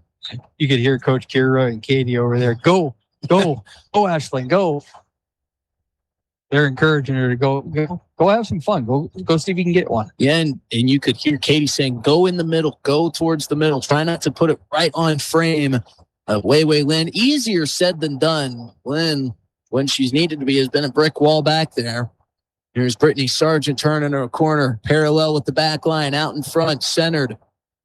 Cameron Larson sidewinder shot, and it's another goal for the Govs. It's Cameron Larson's 3rd, and that will be the ball game by mercy rule.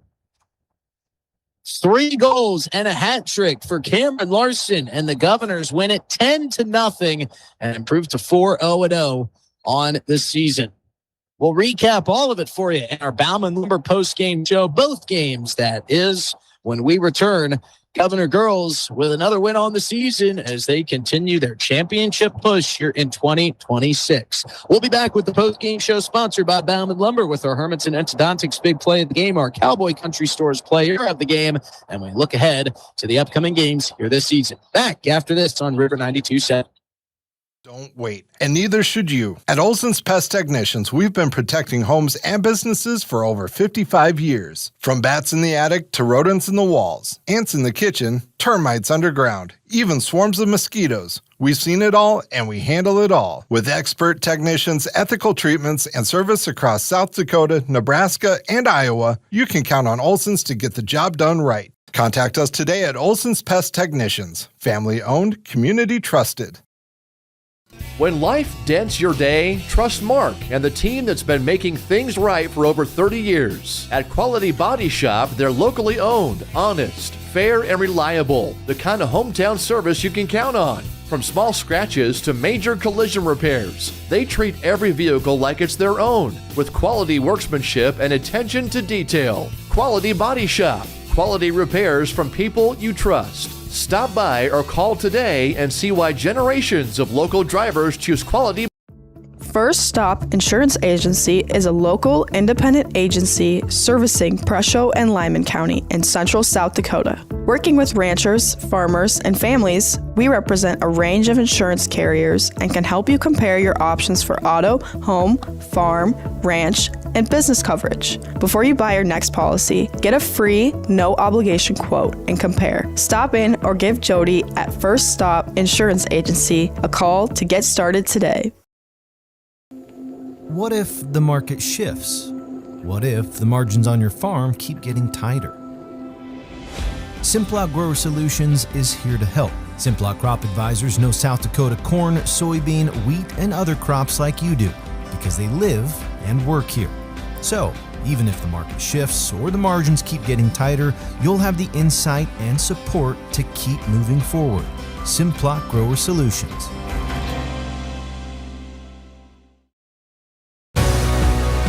Protect what matters most with the Brittany Scheffelbein Agency, American Family Insurance. Our personalized insurance solutions ensure you're covered, no matter what life throws your way. From home and auto to farm, commercial, and life, we tailor policies to fit your unique needs. With our dedicated team and exceptional service, you'll have peace of mind knowing you're in good hands. Contact the Brittany Scheffelbein Agency, LLC. Service Master of Pierre has been proudly serving Pierre and Fort Pierre for over 40 years. They offer professional carpet and upholstery cleaning, post-construction cleanup, residential and janitorial services, and thorough disinfection cleans. Service Master Restore provides expert water, smoke, fire, mold, and odor damage restoration, along with drying, dehumidification, and trauma or biohazard cleanup. When disaster strikes, every second counts. Trust the experts who've been doing it for over 40 years. Service Master of Pierre. Get clean today. Welcome back to the Owyhee Federal on the Credit performance as a whole. Nothing against Huron, But the Pierre Governors' talent just a little bit outmatched for what the Tigers could put out on the pitch today. And, it was a vicious attack. And I think that Kira Swenson and Katie B wanted to send a message quickly and early on, not to Huron, but to their team, say, hey, we are going to not want to take an opponent any lighter than we would anybody else. And what does that mean? That means we're going to play aggressive. You're going to play a lot of minutes. And she wasn't just talking to her starters. She was talking to her bench players. I think it would have been very easy for Swenson to leave her starters out there for a majority of the first half and to start the second half and then dumped the second stringers in. No, she rotated them in very frequently. They all played very integral parts in this game. And, I think that Kira Swenson wanted her players to know, hey, we are going to keep our foot on the gas no matter what. And that's how I want you to play every single game, no matter who the opponent is. I want you to play all bore 110%. I don't care if we're winning 10-0. I don't care if we're losing 10-0. Obviously, the game would be over at that point. But the message was, no matter who our opponent is, we are going to lay the gas pedal down and we're going to play our best possible soccer. Yeah, and you could see in the second half the attitude and the personality of the players was a lot different than the first half. The first half, I thought there was, it was pretty jovial. It was, relaxed. But second half, it was business. And I think that was the halftime message to them. And obviously, we weren't in the halftime huddle with the girls and the coaches. But to me, it looked like the halftime speech was, you will come out here the second half. It is business. We are here to, put our foot down and play the kind of soccer that we play, regardless of anything, like you said. So I think it was a good performance. Yeah, and again, I don't think that Kira Swenson was trying to embarrass anybody today. I think the message was, every single game that we play this season, I expect your best, and I expect you to play 110%. I don't expect you to lay back. I don't expect you to play soft. When that might have seeped in a little bit at times last year, she wants her team to play their best possible performance, no matter who the opponent is and no matter what the score is. And I think we saw that today. Oh, I 100% agree. And I think, again, I said we were talking about the vision. She has a vision for this year and a vision for every game. And the success shows her vision has been working. So why change what's been working? Nick Saban, greatest college football coach has always said, it's not about the final score. It's about the process. Trust the process. Do the right things to get you there, and that's what the Pierre Governors did today. Let's recap the scoring for you. It was Brittany Sargent, of all people, to get us started today with not one, but two back-to-back goals in the early going. Governors would jump out in front 2-0, and then Devin Van Roekel later in the first half would deliver our Rounds Financial Services right on the money highlight. And she got a do-it-all-herself goal, stepped in front of a pass, took it the length of the midfield out in front with a dominant YY Lynn and put it in the back of the net to make it 3-0. That was our first half score, and then a full touchdown put on the board by the Governors in the second half. Goals from Sophia Bruggeman, Cameron Larson, who had 3, and then an own goal from the Huron Tigers that would make it 10-0 there, but a hat trick for Cameron Larson. She also had an assist. Unbelievable play. And you heard a word from our friends who sponsor our big play of the game. That's our friends at Hermanson Endodontics. Our Hermanson Endodontics play of the game, our big play of the game, did not come on the Pierre side. It came on the Huron side in Wei Lin. She was unbelievable between the pipes, making some saves that looked just downright impossible to make. She was fantastic today. And this game, while it was a mercy rule victory, could have been way more out of hand than it was, but it wasn't, thanks to the great play by Lynn between the pipes. Yeah, and she did a great job. She several times we were talking about she was leaning one way, had to come back and make the save the other way, and she made the position, the 1v1 stops. I don't know how many times she made the 1v1 stops. So she did a great job and deserves the recognition that she's been getting from not only us, but from other people around the state about the keeper for the Huron Tigers. Yeah, she was absolutely outstanding, and she was kind of our overall Hermanson Endodontics big play of the game. That was the play between the nets for Miss Wei Lin. Our Cowboy Country Stores player of the game don't have another break to go to, Chris, so this one we're just going to have to kind of come up with on the fly. She's been playing some great soccer, and I think you and I would both be in agreement. The girl who scored a hat trick today and had 4 total points, Cameron Larson, pretty well deserving of our Cowboy Country Stores player of the game t-shirt. Am I right? Oh, yeah. I mean, she had 3 goals and assists. She had several other opportunities that she